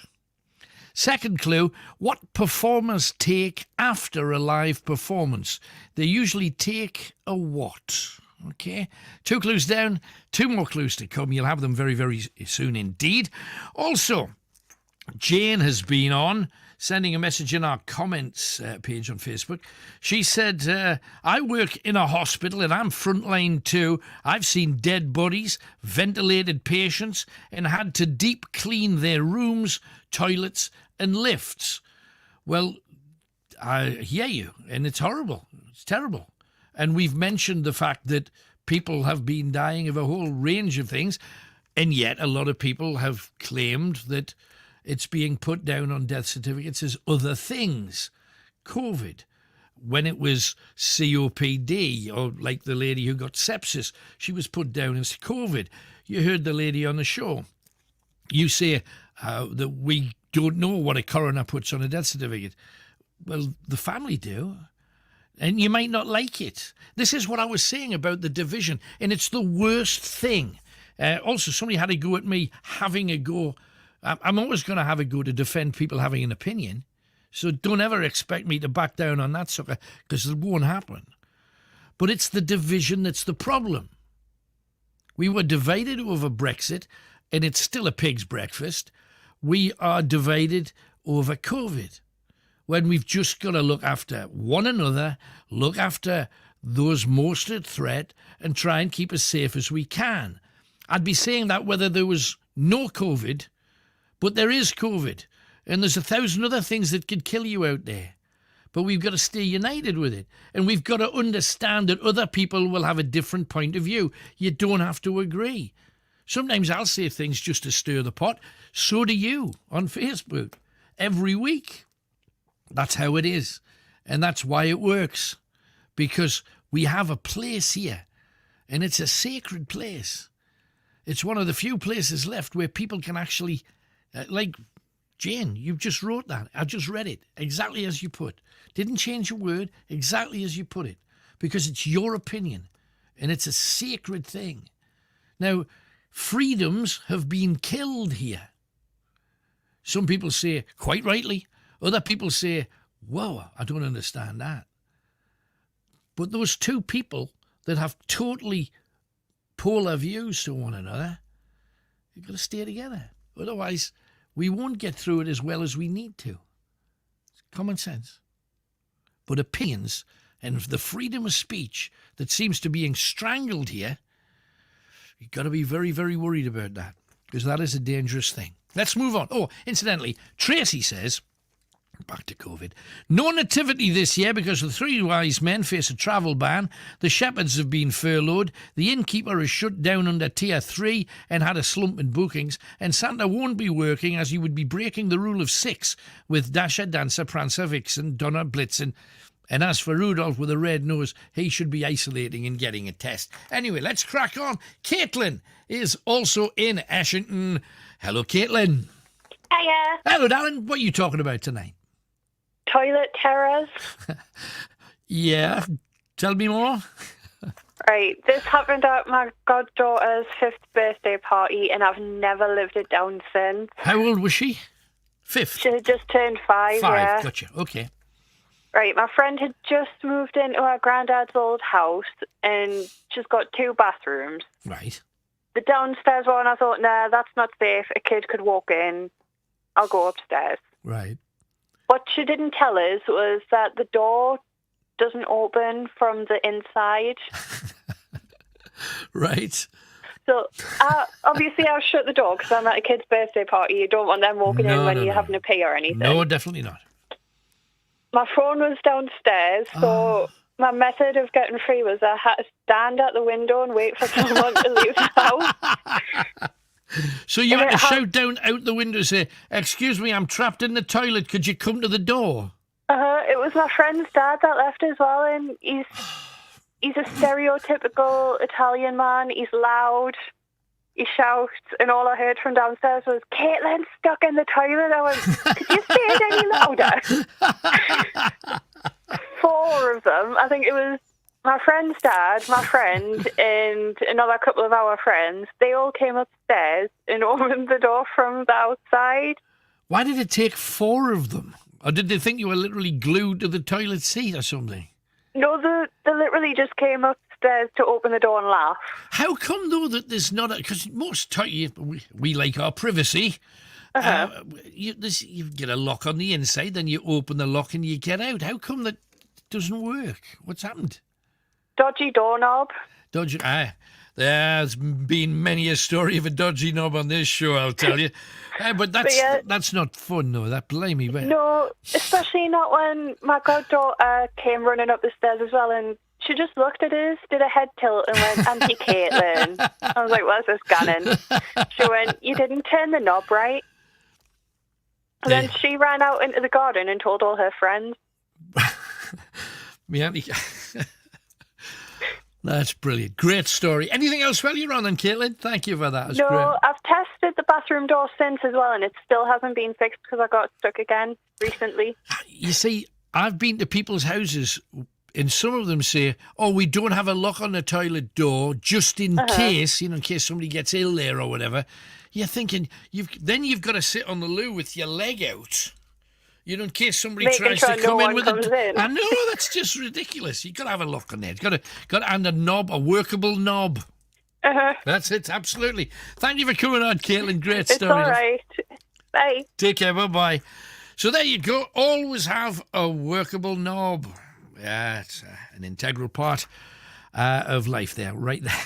Tracy, thank you very much for sending that thing. And if anybody else has got any daftness, please share them with us. Lots of mentions for everything. And, hang on, Caroline. I think it's all to do with climate change. They wanted us all to improve our carbon footprint, but knowing that some people deny it and wouldn't do it, they've came up with this. Only my theory, I'm entitled to it, but there's definitely more to this. Jane, I agree with everybody being entitled to their opinion, but my comment wasn't just an opinion. It's a fact. Jane, it was no different to the guy that came on before. That was his facts. You didn't like him, but that was his facts. And she says, "That's what I say every day. Gladly no dead bodies on today's shift. I enjoy a good debate, but what I don't enjoy is people saying the virus is a hoax. Their opinion. And not as bad as everybody makes out. Their opinion. And like previous comments I made, nobody knows what the cause of death is apart from the coroner and family members. The family today said that they'd put it down as COVID. She died of sepsis. Anyway, but all of a sudden, every Tom, Dick and Harry knows that every... So, I get it. You're on that side, and you don't like anybody having a say on the other side. And it seems on this programme, for whatever reason, maybe because it's one of the few places you can go, because you can't get on television with these opinions. And famous people can't make these opinions on television. And TV all day long is telling you how serious this whole thing is. Do you really need us to toe the line and do that and just say it's terrible, and if anybody has another opinion, shout them down? Because you know the truth? Or I know the truth? No, you listen to people. Listen and learn. You might not agree. You might call them every name under the sun. You're entitled to do that. But they're entitled to have their say. And if there's more on one side or more on the other, depends who rings. Depends who writes. We're taking it seriously. Got 2 more clues to come. Let's crack on. We have Alex, who is up there. Not exactly up the mountains, but he's kind of halfy-halfy. He's on the tops at Chopwell. Hello, Alex. Hello. Hello there. What are you talking about? How you doing? All right, Alan? I'm champion. Thank you very much for coming on. What do you want to talk about tonight? Well, just what's going on, I think. What's your view? What's your slant on the whole thing, then? Well, it's a load of rubbish in it, as we probably know by this point. Well, But you we've got the vaccine now. You just heard what Jane said. She's working there, dead bodies, ventilated Oh, patients. Yeah. Well, what they are, they'll never ever come on the show, right? Because generally they're paid to say that, and they'll never come on the show. Right. And what they're trying to do is follow a narrative that they're paid to follow, and it's normally police, military, and paid trolls that are put into these little chats and things like that. Right. So what happens is they're infiltrating everything now. It's like the fact checking and all the rest of it. So they're put into these things to try and sway people's minds into something alternative to what we all know. Do you know what I mean? Now, this lady says she works in the front line. She's in a hospital. She's had to do all these kind of things. You don't believe she does? Well, come on the show. Yeah, absolutely. She's entitled to. You know what I mean? But, yeah, I've seen carbon copies of all the things these people are saying for months and months and months and months. They've all got the same amount of experience in a hospital. They've all got 30 years experience. Right. It's reading off a script, Alan. Right. And this is the length that they're going to now to try and. Okay, your view on all of this. Then you've got all of this in the press. You've got pictures of doctors and nurses and scientists telling you that how severe this is and how nasty it is. You've got government people talking. And Glenn says Jane is a regular caller. She has been on the show, but are you saying that she's been paid or whatever to? Well, I mean, ordered to do it. If they work in a hospital, they should know what's going on, and they should be able to come on and tell the truth. Like we've had other nurses and things like that coming out telling the truth. So why aren't they coming on? And well, Jane's been on the show. She says this. She's just responded to it. Says, "I've not once said anything like that." Now, I'm not twisting any words she's said. I've said everything that she has. And she says, everybody's entitled to an opinion, and I'm not paid to say anything. I don't come on the phone because I'm too shy to talk. I've been asked. I'm tired to. And this guy on the phone right now is a dick. There you go. It's official. But it's not an opinion she's given. If she works in that industry, she's given a fact, isn't she? You know, do you know what I mean? So it's not an opinion. Mm-hmm. If you work in that industry, yep, and you're seeing all these dead bodies and all this happening, I don't know what hospital does she work in? Because I know most of the ones in the northeast, that's not happening. Right. Well, if she wishes to tell us, that's fine. If she doesn't, that's up to her too. But the bottom line is, you've got a lot of the news, all of the news, on every channel, in every country, seeing how bad this is and how numbers are going up, and every day we get a death total that's not good. I know Eleanor came on, sent some information, and she's been fact checking, and apparently in 2018 there were more deaths. Last year it was roughly the same as what it is this year, and that's facts. She sent me I've double-checked the figures, and a guy called Paul sent them in as well. So, yes, the figures 2 years ago were worse. Last year they were roughly the same, up some months, down others, but on average the same. What's your view? It's a serious thing. People are dying. Why can't you wake up and smell the roses? Because that's what they're saying. Well, there was a guy on the news the other day. Well, actually, he wasn't on the mainstream news. I can't even remember what the thing was. I seen it through Facebook. Right. But he said, just where are the bodies? Where are the bodies? Do you know what I mean? There's got to be a trace of bodies, whether it's in burial grounds or whatever. I mean, I live local to one. I'm not seeing it. Right. Sure, you'd see mass graves, you'd see all this, but they're not happening. Well, we've heard from a couple of funeral directors as well, and they have said that it's no different to last year as far as they're concerned. But that's just one area. It's not the whole country. If there are X thousand people dying here, surely they don't have to be on our doorstep. Yeah, that's it. And I think it was something like 18,000 beds down in the UK this year in the hospitals.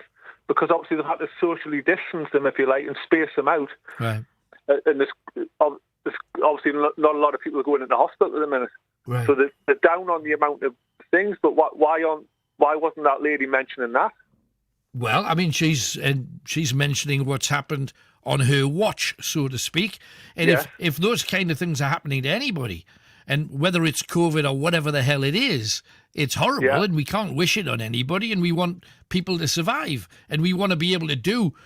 You see, it's very hard for anybody to look at what's happening without seeing severity written. The world has shut down. This is a serious thing. It's not, there's a, like we used to, there's a little bug going round. This is serious stuff. Like Everybody's offended they're offended by what you've said, because they think that if anybody in their family's been ill or died, you don't give a rat's tail. Well, I mean, why would they say that? I mean, we go off the science, we go off the facts. Right. We don't go off maybe that type of thing. Right. We know they're being put down as deaths that they shouldn't be put down. I mean, there's a lot of families going through court and what have you. Well, we've had many callers saying that. Hang on, another. I'm going to slap you with another one here. Yeah. This caller's never been on a COVID ward. He doesn't know what he's talking about. From Anonymous, working for the NHS, currently ferrying blood around the region. I mean, they're all so busy on these wards. 20 past midnight. Should they not be getting a lot of sleep so they can be full of vigour for the next day? Do you know what I mean? Well, this guy, if he's delivering blood, this is probably the time that they would be delivering it. I'm guessing, that it's there for the morning. Yeah, well, that's fair enough. But what's that got to do with COVID? Delivering blood? Right, but he's working on wards that use it, presumably that have it. Hey, we've heard from doctors and nurses saying we expected a rush, we haven't had one. Cramlington said that to us. We had two people from the same wards that deal with COVID telling us that. So we know that some are busier than others, but every television programme, every news bulletin that we're hearing is singing the same song. Why are we, and I'm talking the royal we, callers that ring in, so absolutely positive that it's not what they're all telling us? Because that's the news. We're designed to watch the news and believe it, aren't we? Well, that's it. I mean, I don't know if you're watching these daily briefing things, but when the big hallelujah vaccine came, the whole information about that came out. Boris was on 4 days ago on the BBC. I don't know if any of your listeners noticed what he said. I've actually got. Can I play this, or can I just tell you? Just tell me it rather than play it. If you've got it on tape, I believe you. I've got no reason to doubt you. All right. Well, he said, and it was 4 days ago, that anyone can go on YouTube. It's under the BBC's thingy. Okay. Right. I'm trying to think if I can find exactly what he said. He said he was talking about the vaccines, but he kind of made a bit of a fraudulent slip, if you like. He said we've got a lot of challenges ahead. With logistical challenges, and he said, this is his words, in quotes, the virus has to be kept stored at minus 70 degrees. And that was, what he should have said was vaccine there, but he's kind of made a bit of a slip. Right. And any listeners can go on YouTube, and it was 4 days ago on the Daily Briefing. What difference does that make? Forgive my ignorance here, but I'm missing the point of that. He's saying what he's talking about was the vaccine, right? But he said, which is supposed to make you better. But he said the virus has got to be stored at minus 70. Right. So that I would question, if you're saying the virus has to be kept at minus 70, what's in the vaccine? Right. Now, we're hearing that. I've been sent details of exactly what's in the vaccine, and it includes a lot of very nasty things. Embryonic stuff. Yeah, it's got a thing in it called MRC5, which is a 14-week-old aborted fetus from a male child. And that's from the lung cells, if I'm not mistaken. Right. Well, just to try and give some balance here, We're moving from Harry saying, as if the virus hasn't killed enough, how many will die from the vaccine? Kerry says a vaccine that hasn't been tested properly. Jane's still fuming. She says, I won't comment. I'll just sit in the shadows watching you all. And no, we'd miss you if you didn't. We need both sides, Jane, so don't even think about that. Wayne says, fuming. Well, sorry, we're going to have a go at you here again. What a snowflake knacker. This guy's a complete idiot. Has he ever seen or been involved in this pandemic? So I beg to know where he got his evidence from. To be a clueless millennial, apparently. Well, I wish I was a millennial. I could go back a few years. Right. But I'll go forward a few years even. But no, I just go off what the government says, what's put on about vaccines. It's all there. People can go and look at it. Don't take my word for it. David said, I had my video taken down by YouTube about the AstraZeneca vaccine ingredients. They said it was misleading, and yet it's exactly what's written on the box in black and white. Yes, I'm reading off the box. It's I'm telling people what's written on their box. So it's not liable. It's what they're sharing with people. No, it's not. One final thing, if you want to reply to all of these people that have been giving you a verbal slap. Yeah, no problem. What do you want to say to them? No, yeah. What do you want to say to these people? Because they feel it's horrible, it's terrible. The world and every news bulletin and every newspaper's singing this from the same song sheet. A lot of people on free shows like this are saying other things, especially you. How do you reply to all of this? Because there's obviously, because of the amount of things that's been broadcast at people, they've been put in a place where this is their reality, and they see you absolutely going against everything they've been told to do work-wise and have seen with their own eyes in some circumstances. So how do you answer that? What the hell do you think's going on? Well, from the start, if there's a virus so deadly, why would they have to spend millions and millions of pounds to advertise it on bus stops, billboards, buses, television, radio, the whole lot? Why would they have to go to that much effort and then bring this magic vaccine, which we've got 350 million doses of? Bearing in mind there's only 67 million people in the UK, but we've ordered 350 million doses, which Boris said 4 days ago. So I don't know who they are going for. Boris has never been good with numbers, mind, in fairness, over anything. Well, he hasn't. Right. But I mean, it's up to people what they do. If they want to take a vaccine based on zero evidence, that's up to them. Okay. But what I would say is, I mean, do a bit of research to what's in them. Do a bit of research into how many deaths there's been this year. Okay, we're going to leave it there, Alex. Just in fairness, thank you very much for coming on. That's his views. Don't have to agree. Anita absolutely doesn't agree. Let's go swiftly across to Anita. Hello, Anita. Hi, Alan. I wonder if you can help us. I've been a long-time listener for you for a long time. Actually, I'm nervous and I'm shaking. Oh, hey, don't be. Just tell me what you feel about anything. Do tell. Right, I'm really annoyed with that man. He's a dick. He hasn't got a clue what he's talking about with his COVID. Right. I've been in hospital all week. I only got out on Thursday. Oh, blimey. I could have lost my life. How are you doing? I'm 52 years old. Are you all right now? Well, I'm fuming. I'm 62 and I'm fit. I don't smoke and I look after myself. I work in a care home like you've just been talking about. Yes. Residents have got it. Staff's got it. Right. My mum and dad's being told this week that they're going to, when my mum's being told, they've told her that she's going on tablets because she can't live. She's going to die with it. That man just hasn't got a clue. Right. While I was in Sunderland Hospital during the week, it was heartbreaking. Sorry if I'm getting upset, Alan. No, it's all right. So upset. Tell me your truth. That's all we want. Young nurse. She was a young nurse. She was in intensive care. She'd been in there 3 weeks, fighting for her life, and she's lost her life. While I was in there was a man and a lady lost their lives as well. That man just hasn't got a clue. And it's so annoying to say that people saying, oh, it's not a true virus. Alan, it is. I've seen it from my own eyes when I was in hospital this week. Now, and I'm so frightened to go back to work as well. I'm terrified. Well, in case you pass it on, or really in case you get it again, are you? Did they say you? I get it again. Did they say you could catch it again? Because I thought that at the very beginning we were told that thing where if you got it and you got antibodies that could fight it, then you couldn't get it again, and those antibodies might be helpful to protect other people. Some people saying different things. Some people saying yes, you can get it again.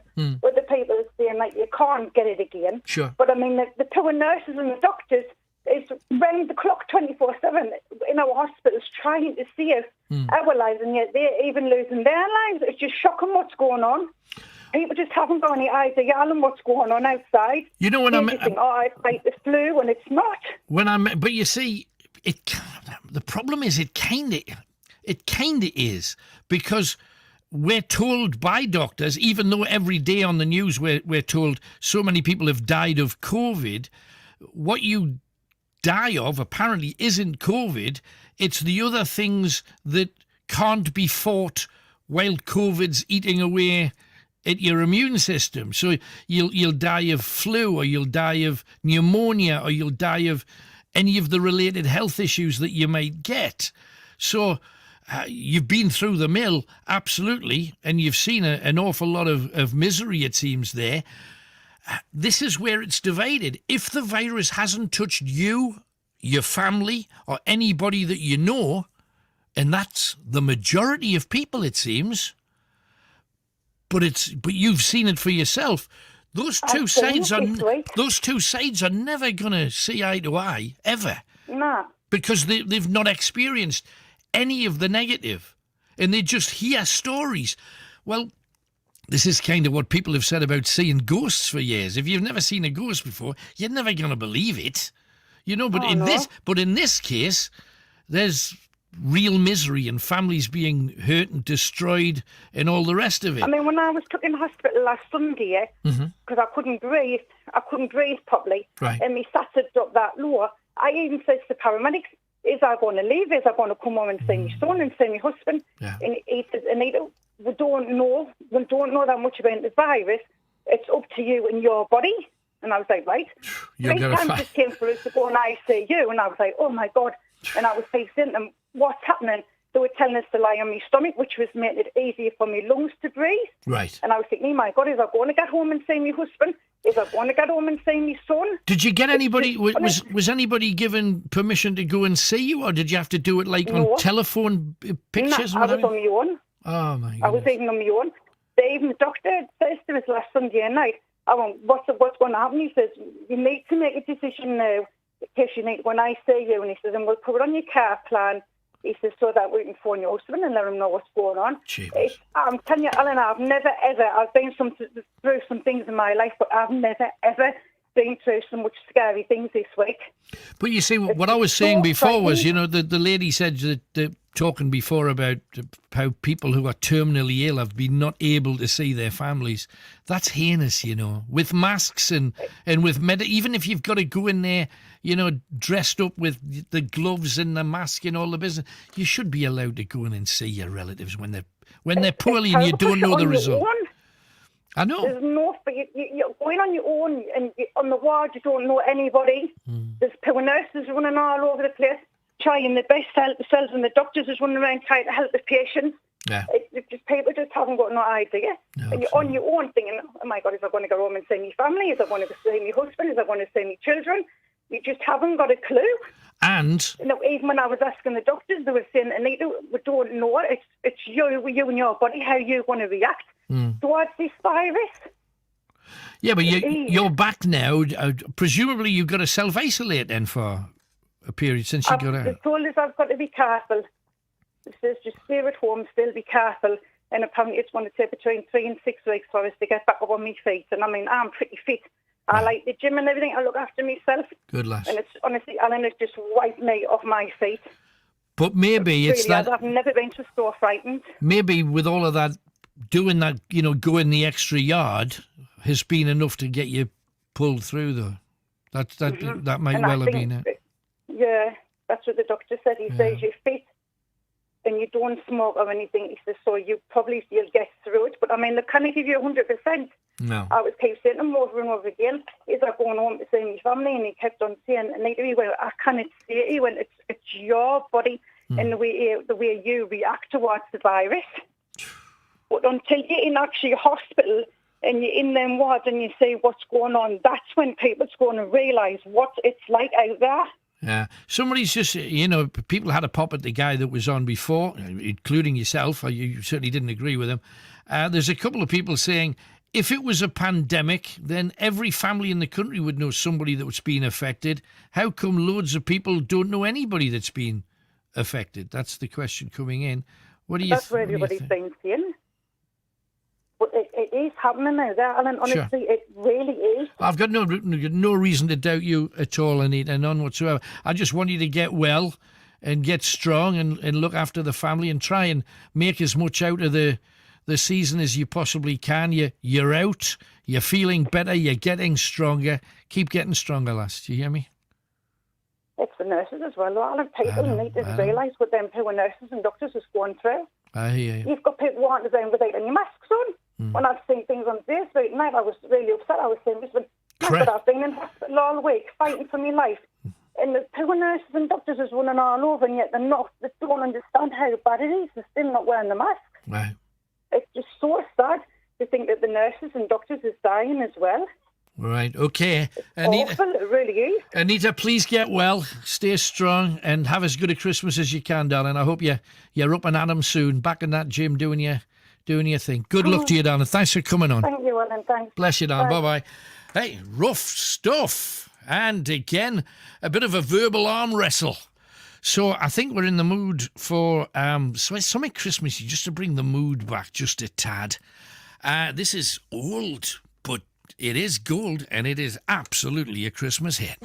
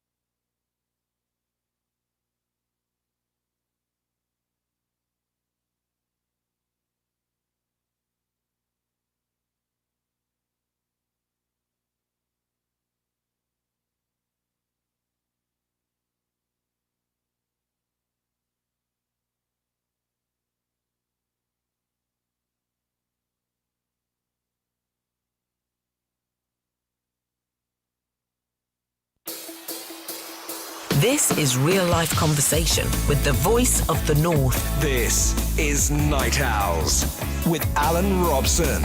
Call 0191 488 3188. Greatest Hits Radio. So where are we standing at the present moment? I know a lot of you are sick to death of hearing about COVID one way or another. We started tonight's show trying to say, let's get into the Christmas spirit, but we've ended up back sucked in, and I'm not at all surprised with everything that's going on around us. What I've said right from the very beginning, I have to reiterate because it's the most important thing. We have to do what we're told. It's an awful virus. It's a thing. And hey, whichever way you view this, people are suffering. We heard Anita there. Been through the absolute mill, and there's people who've lost their lives. Now, you can argue as much as you like that it's disproportionate. We've heard people's views of one way or another. So an awful lot of people coming on saying we've been aware of people that have had problems. Dean says, great show tonight. Simply giving folk a chance to speak is such a fresh and welcome thing. Another says, if it's on people's minds, it's on people's minds. Absolutely, I get it. Wayne says, well-disciplined fella. How the F do you control your feelings? Respect, Wayne the Parrot. Thank you, Wayne. We've also had a caller next door who's a regular listener, swearing, effing and blinding at my views. My views aren't important. You got to go beyond that. I've got opinions the same as anybody else, and they're worth no more than any single one of yours. No more. I bring things to the table that are featured in newspapers and magazines. You guys then have your say on it. And that's how it always has to be. Don't agree with me. Ring me and tell me I'm an idiot. Tell me that I've got it all wrong. That's fine. My view on all of this, I know there's more to it. I don't understand what's going on. Do I have any better idea than you? Absolutely not. That's why we've just got to do what I said before. If you hear an opinion you don't like, pick up the telephone, give the other side. Anita did exactly that. She was spot on, and I'm really glad that she did. You need the balance of callers, not just me either agreeing or nodding or saying, oh, well, that's got merit. None of that matters. It's what you think that counts. And we're very lucky to have right here the opportunity for you to say it. And for the guy who was effing and blinding, I'm sorry if you don't like the fact that I raise topics that newspapers and scientists or doctors, I'm looking down at the stuff that I mentioned at the top of the show. And I started the show talking about bad habits and stuff. It was nothing to do with COVID. And then the calls came in about it. And it's always going to happen. And yes, at a time like this, you get every conspiracy theory under the sun. And in a way, it's almost like to try and balance what you're getting in the rest of the world. Every newspaper and every TV program are telling you the same thing. So when people have an opportunity to give any kind of different swipe to it, people take it. And I think that's normal. Do I think it's right? No. But I just hope that people realize this is not anything that I've got. Do I care what your view is or my view is on this? No. My only thing here is to get as many of you to be safe and keep your families safe and have as happy a time as possible. That's the only reason I'm here. I'm not here to give you a bad time. I'm not here to tell you things you don't want to hear. I'm here to bounce off your opinions. I'll tell you things that's in the press. If you want to pick up on them, pick up on them. Sometimes I'll tell you things that people say because they're outrageous, so that you do pick up the telephone and ring me. I've got no point otherwise. But just realize this is not a question of me versus them or them versus me on any topic. It's a question of let's talk about it ourselves. Let's give everybody the chance to speak and make up your own mind at the end. That's how it has to be. And again, I sincerely apologize to anybody that I've upset. And I'm genuine about that because it's not what I'm here for. If anything, I want to say things are going to be all right. We're going to be fine. We're going to get through it, most of us. And I feel sincerely sorry for anybody like Anita and anybody else who's lost friends or family. It's a heinous damn situation that we're in. And we'd all love to be out of it. We'd all love to be getting back to normal, or whatever normal's going to be, as soon as we possibly can. And I hope it's possible. But don't make this a them and us thing, because we've got to get through it together. I said that before, and nothing's changed. We've got to get through it together. Anyway, let us crack on and talk to as many people as we can, including Jacqueline, who is in Gateshead. Hello, Jacqueline. Hi there. Hello, darling. What can we do for you tonight? Sorry to keep you on so long. What can we do for you? I'm a songwriter. Right. And I'm trying to promote my song, and half the proceeds will go to the NHS. Oh, that's lovely. It's good. So what is it that you've actually written then? It's a Christmas song called The Joys of Christmas.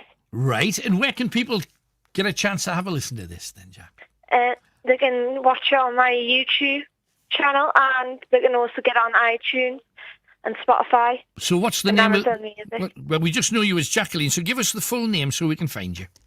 It's Jacqueline Duncan. Duncan, right. Jacqueline Duncan. It's your YouTube channel, and the song again is called... Joy of Christmas. The Joy of Christmas. Do you want to just sing a little bit of the chorus? We could do with a bit of Christmas coming onto the show, so go for it. Okay, so it goes a bit like this. And oh, the joy of Christmas, can't wait for this time of year. All the love is spread around the world. Yes, that magical feeling sparkles in the air that everyone receives all that they need this year. That's lovely.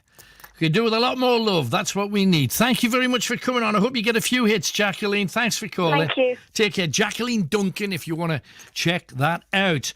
0191 488 3188. Keep them coming. Eddie is with us. He is in Long Benton. Hello, Eddie. Hiya, Alan. Hello, sir. What are you got to say about everything? Do tell. Well, I've only caught bits and pieces of your callers tonight, but okay. I had a video from a nurse that sent what was supposed to be in the vaccine, this new COVID vaccine that's out. Right. And she said that it contains... Let me tell you what it says. A video originally posted on the Vaccine 11 Facebook page, which has since spread further online, claims that Oxford AstraZeneca COVID-19 vaccine contains cells from the lung of an aborted male fetus, which was up to 4 months old. Right. Okay? So then it says the vaccine does not use the cell strain mentioned, but a different one called HEK293. Right. Which was delivered from human kidney cells of an aborted fetus. Cells from both fetuses have been replicated over the decades, creating what's known as cell strains. So the actual cells used in the manufacture of the vaccine are not directly from a fetus.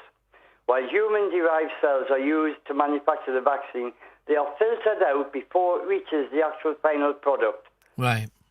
So I've had one saying there's actual fetus from 4-month-old aborted fetuses. Yeah. And then I've had a one saying that what they've done is replicated the aborted fetus in a laboratory, saying it's only done now with DNA and all that stuff. It's actually used from actual humans. So it makes me wonder, I'm in high-risk category, and I was going to have the vaccine. Right. But now it's got me wondering whether I should or should not have it. Well, I mean, everywhere you go, you see, this is the problem of free speech, I suppose, because you're hearing, yes, get it done on one hand, and on the other hand, they're saying, oh, don't, it's got this stuff in it, and we don't know what it means. The bottom line, though, and let's face it, for a second, if you were talking to your doctor over the telephone, your doctor, who's made a pledge not to do anything that would put you at any risk, that's the Hippocratic oath that they all have to sign, he would tell you that if you are in an endangered area and you are the most risk group, I suppose. I am high risk, yeah. He or she would tell you that you should have it. I know, but I'm really worried about it now because this thing that the nurse posted, she took the box of the vaccine right, and stuck it on the board in the hospital wall, and it's a proper video, it's not a fake one. Sure. And she mentions everything all the different things that's in this vaccine. And she said, look, check this out for yourself, don't believe me. Right. She put the name up and said, check this, and it's from a human fetus. And then the other one I got was, it's not now from a human fetus, it's filtered before it goes into the bottle, right, and it's actually a copy from the where they do it in the laboratory. Like a cloned cell kind of thing. Yeah, it's like what they've done with Dolly the Peach, you know, how they cloned her. Right, but once again, I would be dubious about saying, oh, I know what I'll do. I'll risk my health because I've seen this thing on YouTube. I mean, no disrespect to YouTube. We're on YouTube at the moment. It was on Facebook, yeah. Facebook, but it's the same kind of thing. It's online. Oh, well, I'll believe that. Because you do get, and I mean, even on the feed for this, you've got every opinion under the sun out there. Some mad, some serious, some straight, some funny. You've got all kinds there. This is your health. You've got to do what your gut says to look after yourself. And I mean, it also states that it changes your DNA profile, you know, and I'm just wondering if any doctors are listening in, or nurses that are actual proper, you know, they'll know if they've got the vaccines in the hospital already, what it contains and how safe it is and how safe it is. I'm at high risk. I see my specialist in January. Right. And because, you know, I've got HIV and I've been negative since 2008. Good man. But at the end of the day, I want to know, is it safe for me to have this vaccine? Is the things that's going to change my DNA? Is it actually from an aborted fetus at 4 months old? I'm not prepared to take the risk of having the COVID vaccine. I mean, I had a test not so long ago, I was negative. And I don't want to put myself at risk of them changing my DNA and stuff like that, you know what I mean? It does make you think though, Alan. No, I understand. And how much is fake news, you know? Well, absolutely. And the bottom line with a situation like yours is, we talk about high risk, you don't want anything to put at risk where you are at the moment, because you're actually in a relatively safe place for the time being. You don't want anything to put that at risk. I get it absolutely, but on the other hand, the medics are saying this should be the route for you. You see, because this vaccine's been pushed through as swiftly as it has. Well, exactly. That's my other. That's the worry. I would have that conversation with your GP first, because you know you can talk to them on the phone. You might not be able to see them, but you can give them a ring. Mine in January, Alan, so it's not that far away now. You know, at the beginning of January, I haven't had blood tests for a year, but at the end of the day, I'm still okay. Good.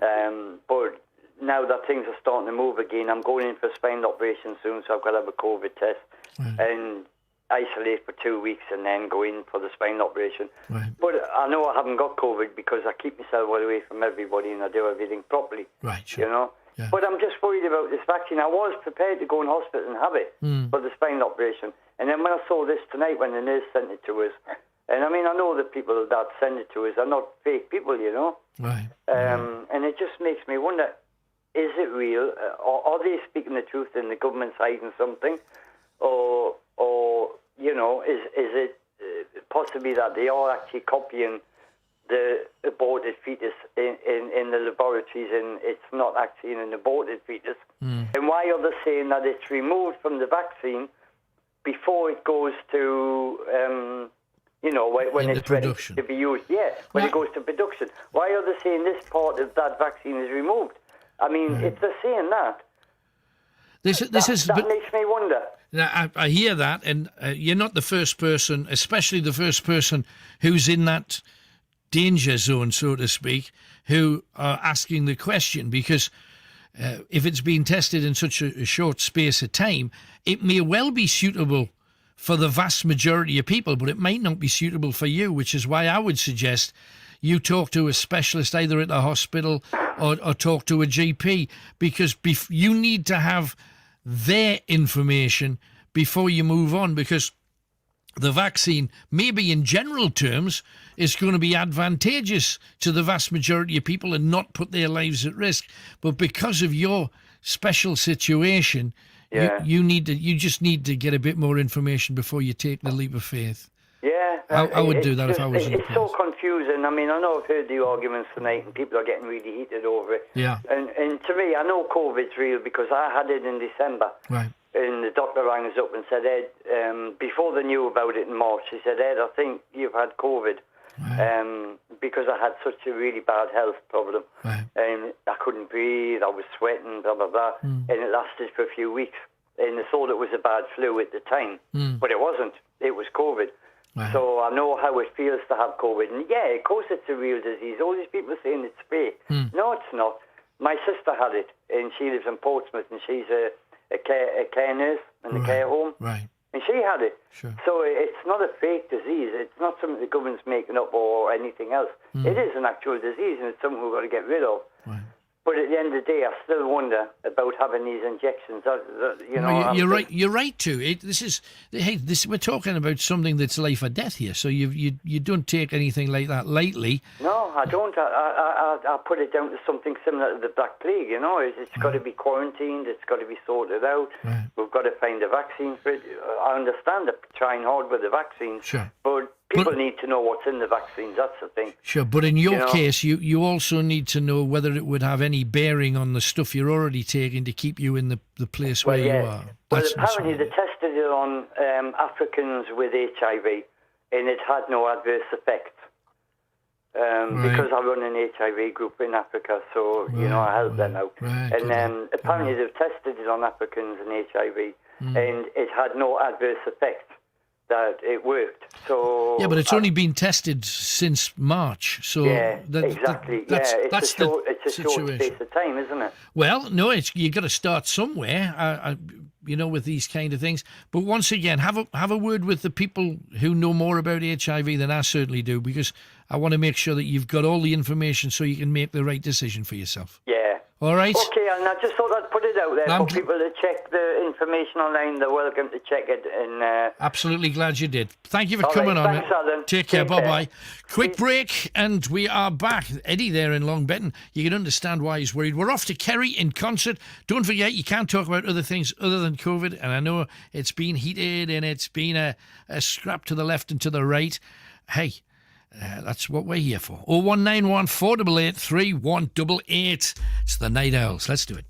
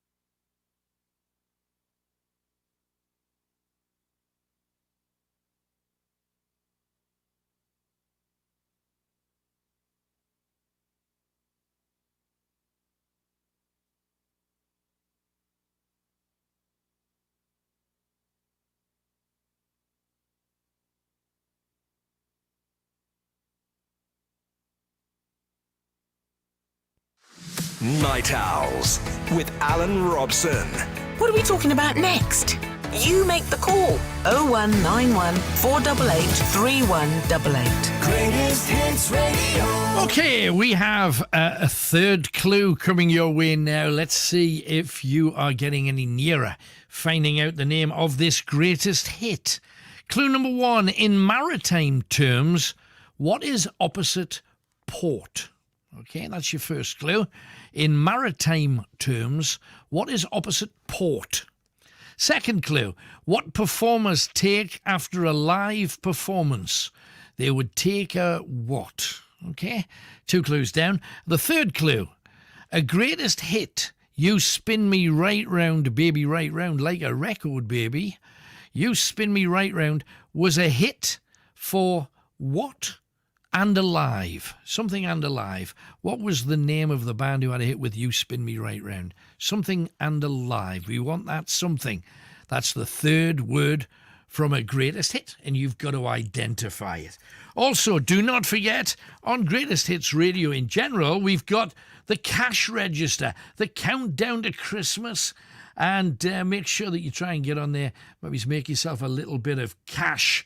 And remember, what a lineup across the day. We start with Rossi, Mark Goodyear, Andy Crane, Rick Horton, Alex Lester, and across weekends, we've just got Jenny Powell joining us as well. So quite a lineup there if you fancy it. Anyway, let's get to the game. What do you wish to talk about? It's down to you. I think, like many others, there's one subject we'd rather it wasn't, but it probably will be, and it's Kerry from Concert, entitled to talk about whatever she likes. Hello, Kerry. Hello. Hello, Thanks darling. for having us on. Yeah, you're more than welcome. What do you want to talk about, and what's your view on everything? Right. Firstly, I just want to...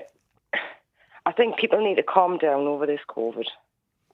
It seems everybody's getting their backs up and everybody's having to go at everybody. Yeah. And do you know what it is? I think really now is the time when people need to... Whether or not they agree with each other or not, they need to be coming together.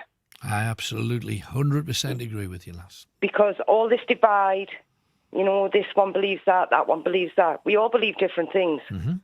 We've all got our own opinions on it, and that's absolutely fine. The world would be a majorly boring place if we all thought the same. Sure. But my opinion on this is I do believe something's out there. Mm-hmm. I don't believe it's as deadly as what they're saying, because they have said themselves, and it even states on the ONS, it's 19th. Mm. That's 19th on the list of things that are dangerous. Right. And the numbers, well, we have all discussed that tonight. Depends you know, depends which you believe, because both sides are chucking different things into the ring. But Yeah. bottom line, and if it is 19th, and I've got no reason to doubt you either, if it is 19th, it's still something that's hurting and killing people, so we got to do something about it, or should we not, and just let it pass like other viruses have in the years previous? We've got the flu. We have a vaccine every year for the flu. Those that are at high risk, the aged, etc. Right. They've still got it. Uh-huh. Yes, because it mutates each year, apparently. Right. We get this flu vaccine. I know many that have ended up in hospital off the flu vaccine, and that was a vaccine that was fully tested. You've got COVID. We've got this brilliant rush-through vaccine that they're going to start dishing out on the public. It hasn't been fully tested. Nobody has been, you know, there's no science behind it to say, right, you can take that with that, or you can do that. You know, there's nothing. And then all of a sudden, why does it need to be almost frozen?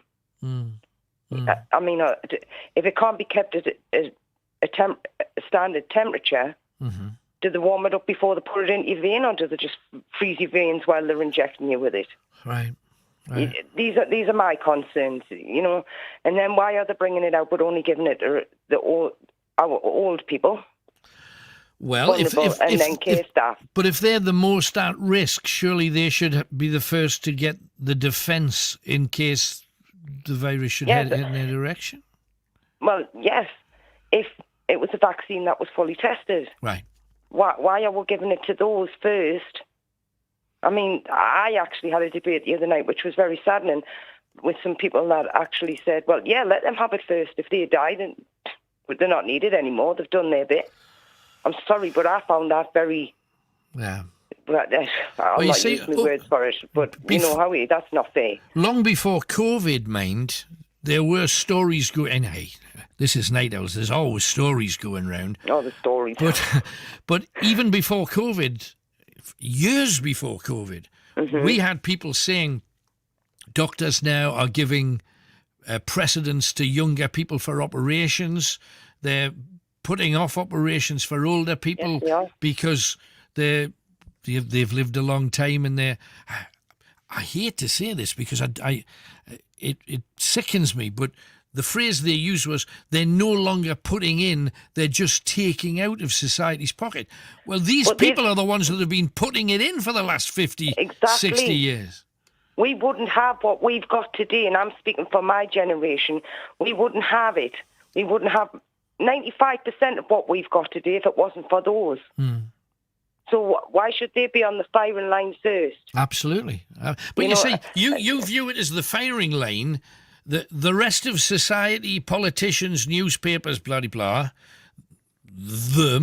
the people, they say, give it to the older people first because we want to protect them. But you're saying, oh, no, you're using them as guinea pigs.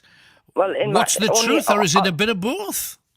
Well, I'm saying using them as guinea pigs because the vaccine isn't fully tested. 10 years maximum for a fully tested vaccine. It's not. This is brand new. They don't even know side effects. They don't know medication reactions. Sure. They don't know anything about it. No, but their argument would be if they had something that could save a life, do you use it now in the hope that you're going to save lives or not? Well, they could have said that when they brought the injections out for this and it created thalidomide. So yeah, I can't say that. You know what I mean? Thalidomide, yes. Yes. So, I mean, you can look at it that way. That one wasn't fully tested neither, but people suffered badly because of that. Is that what we're going to go through again? Yeah. No, you're talking medicine here. It's not a vitamin supplement you're going to take and you might make you feel a little bit sick.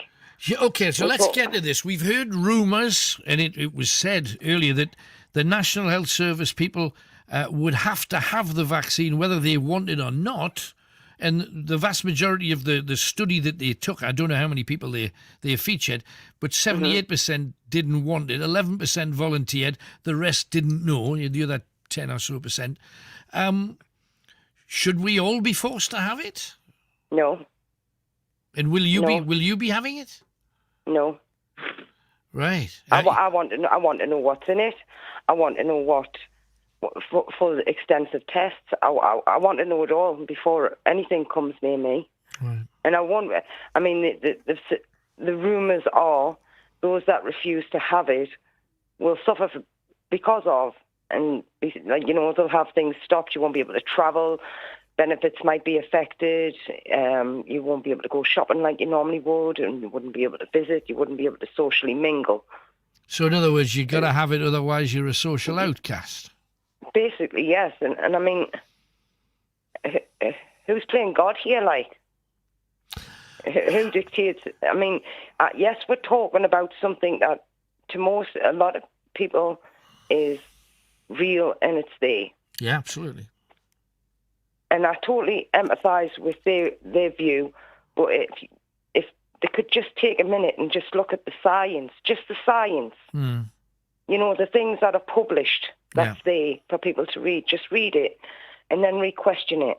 I believe you should always question everything. It doesn't matter what it is. I agree, 100%. 100%. And then that way you're making informed choices for yourself. Or as informed as you can get. It's just, you know yourself, there's a lot of people believe we're not hearing everything we should, and I get that. I can see it clearly, but the bottom line is we can only operate on the information that we are given, and all of the information that's coming from the National Health Service and therefore politicians behind them, whether it's the NHS telling it or whether it's government telling the NHS that's what they have to say, because we're still under emergency rules and regulations, so therefore we can't question any of this. But we have to surely go with what the National Health Service say, don't we? Do we? Or we're not entitled to have that's the question. Free mind anymore? Yeah, well, I hear it. Is that restricted as well now? I hear it. I'm simply batting the ball back across the net. I'm just Joe Blogs from, from a little town. I'm asking questions, the questions I think everybody should be asking. Now, and I'm coming from the majority of the people. I haven't had COVID. I don't know a single soul that's had it. Right. I know a few people that's had very, very bad flus. Right. And that is exactly what it's been, flus. But I can't honestly, hand on heart, say I know a single soul that's had COVID. And I know a lot of people. But this is the difference between the believers and the non-believers, and there'll always be, because not everybody will be touched by something like this. But for those that do, they absolutely are desperate to say, this is really happening, I want to tell everybody. And on the other side, I don't believe it, I don't know a single person, and I want to tell everybody. And well, it's not that I don't believe it because I don't know a soul that's had it. No. I just don't believe it based on the science and what the government's put out, what the scientists and the virologists and all the other doctors and nurses that have come forward and spoke out and lost their jobs because they've done that. Yeah. I'm following those people because for those people to question what they've learned and what they've trained in, and this is what they're trained to deal with. It's a big deal. It is a big deal. That puts the questions out there. Right. Why wouldn't you listen to? I mean, I think it's roughly 8,000 now, doctors and nurses and virologists who have come forward and said, we're not handling this right, this is not how it needs to be done, etc., etc. But mind you, in fairness, this is, if you look at it in plain black and white terms, this is a situation that no government's ever had to deal with, certainly not in my lifetime. And definitely not. And here's a government that, whether you like them or whether you don't like them, have dealt with it the best way they believe that they can. And it was never going to be easy, irrespective of who was in, was it? It was never going to be easy, no. But, I mean, these people have to take on board. They've got a group of people that work for them who tell them what's right and what's wrong. Because, as we all know, they're all puppets on a string and they don't work off their own backs. So surely they should be listening to what's being said. I mean, you can't take an illness or a virus or label it whatever you want, because it's all labels. That's so low down on the ONS and then say, right, everybody needs to lock down. You can't go and see your family. Your oldies have to sit in a care home all on their own. You can't have your treatments. I mean, I'm speaking, when I say you can't have your treatments, I say that with a calm voice when actually I should be totally infuriated, because I know somebody personally who is dying at home because they can't go to hospital and get the treatment that they need. Right. What's the condition, if you don't mind me asking?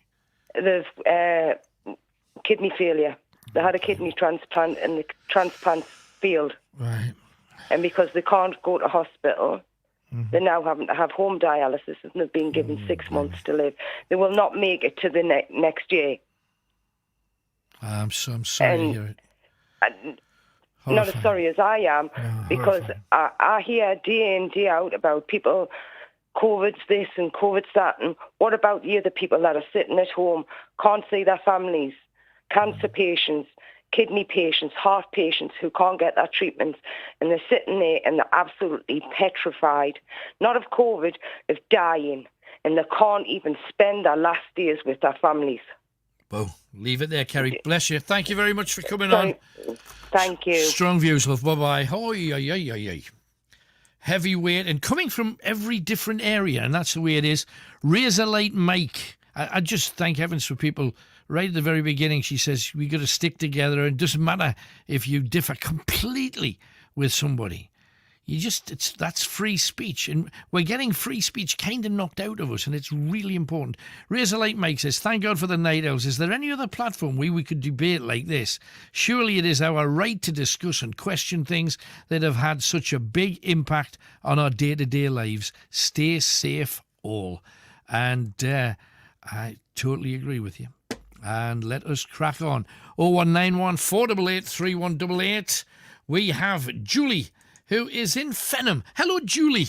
Hello, Alan. How are you doing? I'm all right, my darling. What's your view on all of this then? Dive in. Right. Well, my view is I've got 3 friends, Alan, what actually have dealings with COVID. One goes in the community and goes around all the old people's homes and does dressings and everything like that.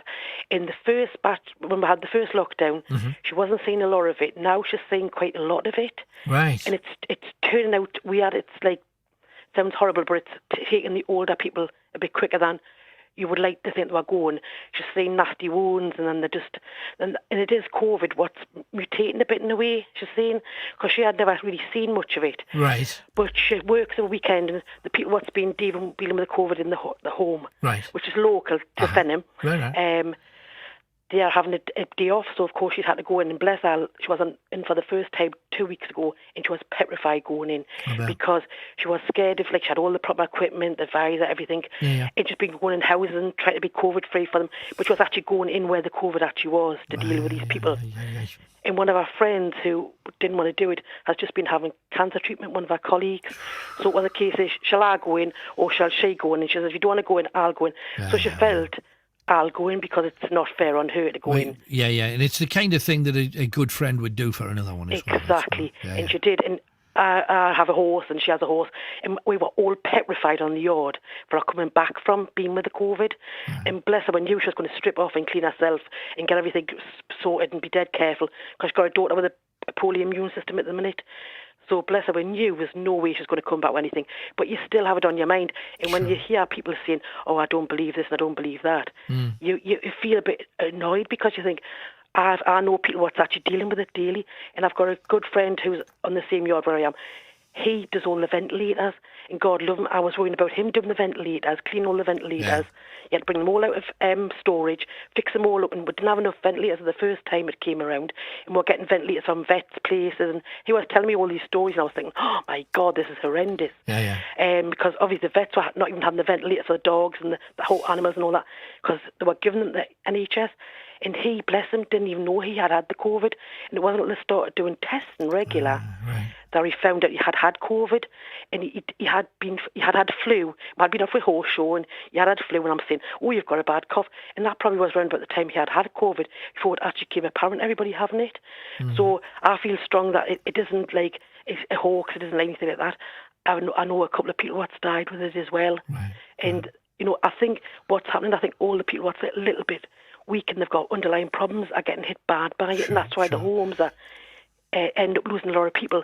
And I think if you get if you go near a lot of people that's had COVID, and you get all the time getting in, like sort of with it all the time, and you're meeting people that's got, I think it gets a stronger hold of you. But if you come in contact with somebody and you don't really get too close to them, or you wash your hands and what they're saying, and you change everything, I think you're all right. I think it's just a case of some people have been lackadaisical and some people have been so careful. And that's why I think a lot of us not actually coming across it a lot, because we're being dead careful. And I've got a mother-in-law who's 89. She's never been at the house since the COVID started. And we're scared to go and see her. So, you know, and tough, isn't it? It is hard, isn't it, Alan? Yeah, it is hard. The thing with all of this, though, from the point of view, when he was tested, you know, he said they were tested and discovered that they'd had COVID. Yes. Does that mean that they were no longer able to go around? Because surely then, if you found positive, even if the virus has passed and fortunately you got through it, do they not stop you then from going out because the virus is still in your system somehow? No, because I think then he has a gene where you can take it off your blood to help other people. Because it had passed, it was just a test where he didn't have COVID that time. He had the gene in his blood, in his blood. So he had been dealing with all these. I was panicking because he was dealing with all the ventilators, and I was thinking, God, he's going to get it, thinking he was going to get it, and he had it. Or he had got it whenever. I mean, he was dealing with when the first started. He had to pull them all out of storage and maintain them and get them all ready. Sure. And they had hardly any ventilators left, and he had to go all over the place. And I was worrying about him because I was thinking, well, when they come back, can you not carry COVID to us? And of course he was saying, no, that the isolated and the disinfected before I get them back to maintain them again. Because I mean, these things break down, don't they? Sure. So bless him, he was doing all that, and it was stressful. I mean, this man was working 12 hours a day, and he was stressed. You could see him, the weight dropping off him, the fear of it, really, isn't it? It's that, and also we talk about the front line and doctors and nurses in hospitals being in the front line. When you've got to go into care homes and individuals' homes, that's the front line right there. Oh, definitely. Yeah. I mean, Jo, well, I shouldn't say anyway, she's done a fantastic job going in all this time, you know what I mean, and helping people, and, you know, she goes in when they end of life, more or less, and looks after them in homes and everything. Couldn't do it. It was really hard, and you could see the stress on her as well, and then she got asked to go on the COVID, where there was the COVID, was 5 or 6 cases of COVID and deal with them. I never thought she'd have to go near COVID. You know what I mean? I thought it was just a case of if she came across it, that was unfortunate, but she had to actually go in and deal with it. It was really stressful. And then she's got to go home, and she's got a family, and she's got, you know, the bubble around her that she's got to be conscious of too. Exactly. I think it's kind of a no-win for the lass. Bless her. Hey, but thank you for telling me about it, Julie. Yes. I'm glad we've got your views. Thank you. I also want to tell you, I know a dirty habit, a really bad habit. Go on then. My friend once picked her nose and flicked it, right? Right. And it hit her father in the eye. Oh. And she never admitted to that, ever, that she'd done that. Because he sat there and, oh, what was that? And she never admitted that she had done that, Alan. Was it a fly, Dad? To this day, he does not know that was her. Well, I hope he's listening. I hope not. That'll change the present she gets this year. Hey, good talking to you, Julie. Thank you for calling. No problem, Alan. Bye-bye. Take care. Bye-bye. 01914. I thought we only did that at school. Licky, picky, flicky. Anyway, glad we eventually got around to the thing that we wanted to, or should I say I wanted to talk about at the top of the show. But it's always down to you. I always give you a load of things to talk about. And my subjects were, yes, we mentioned COVID. We also had nasty habits. We also had Christmas markets, the RVI, scientists, Fijian British soldiers, Quayside Market, living with violent partners. And Louise came on, sent a message earlier saying nobody can describe what it's like to be in a violent relationship unless they'd physically been in one. I absolutely get that. We talked about Topshop, Arcadia, Marxists trying to allow foreign criminals to stay here, Brexit, captive birds. They're all the subjects that I brought up, and COVID you guys brought up. So just remember, that's where this is tonight, and I'm blaming you. But that's the thing. It's what you want to talk about. It doesn't matter what I raise. We've had a few laughs about dirty habits. We could do with a few more. Let's talk to Carol, who is in Felling, I think. Is she? Yes, she is. Hi, Carol. Hiya. Hello, love. So what's your filthy habits then? Go on. It's not me. Whose is it then? Was my mother-in-law. Oh, right. Tell me what she does then. Well, what she done is not here anymore. Right. Oh, bless her. Right. Aye. Well, if you can't talk about them when they're alive, talk about them when they're dead. So, what did she used to do then? Well, we went to the local pub one Friday night. Mm-hmm. She wanted the dog taken for a walk. Right. So I says, I'll take the dog for a walk. Uh-huh. I says, I would take the dog for a walk, but I haven't got a coat. She said, you can put my coat on. Uh-huh. And the dog didn't need a lead because obviously she backed on the field. All right. Uh-huh. I put my hands in the pocket because my hands were cold. Right. Oh, she left that bloody pair of false teeth in the pocket. Oh, and you put your hand in. Oh, no, yes. Oh, that's not good. Not good. No, there was something I had to pick. My dad used to have false teeth, but he hated wearing them. And any time he went for a meal, the first thing he'd do is... Would teeth out. Spit his teeth into a hanky and leave it on the table next to the plate. And I saw him do this for the first time, and we were in a garden centre or something, just having a bite to eat at lunchtime. And he put them on the table, and other people were trying to eat their dinners and staring at these teeth, smiling at them. So I thought, oh, blimey. So I had to pick them up. Have you ever picked up somebody's slavery teeth? Oh.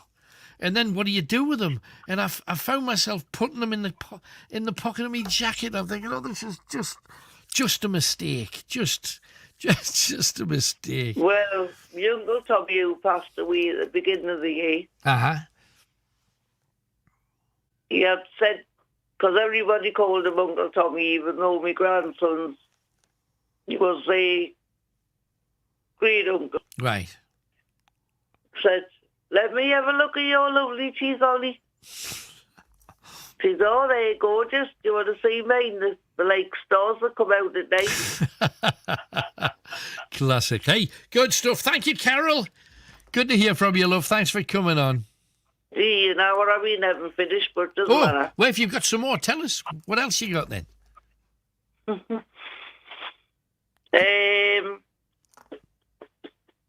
A lot who was on about these Christmas lights.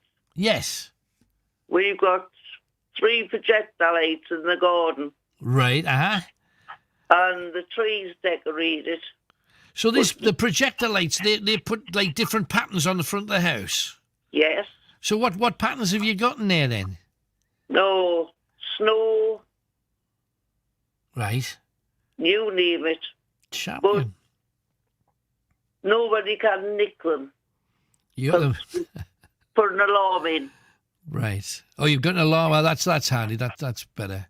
Nothing worse than these spoilers that just try and stop things being the way they should be. Hey, got to move on, but thank you very much, Carol. Bless your heart. All the best. Right. Right, bye-bye. I think she could have been with us for a while, but there you go. Dirty habits, false teeth related or otherwise. Give me a call. Going to take a quick break now. And I know we've got a lot of people trying to get on. Thank you very much to everybody. Steve from Walker says, the biggest mistake they made was closing the hospitals. More people have died through that than of COVID.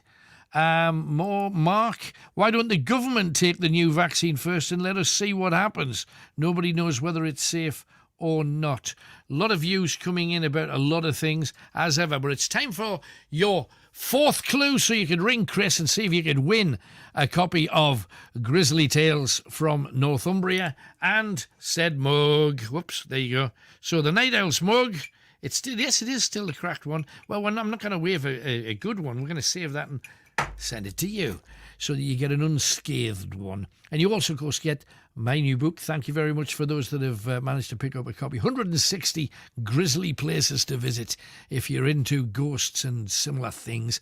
And also, don't forget, if you fancy some adventures of old, robsonsworld.com if you fancy. Anyway, here's the 4 clues. First clue, in maritime terms, the opposite of port.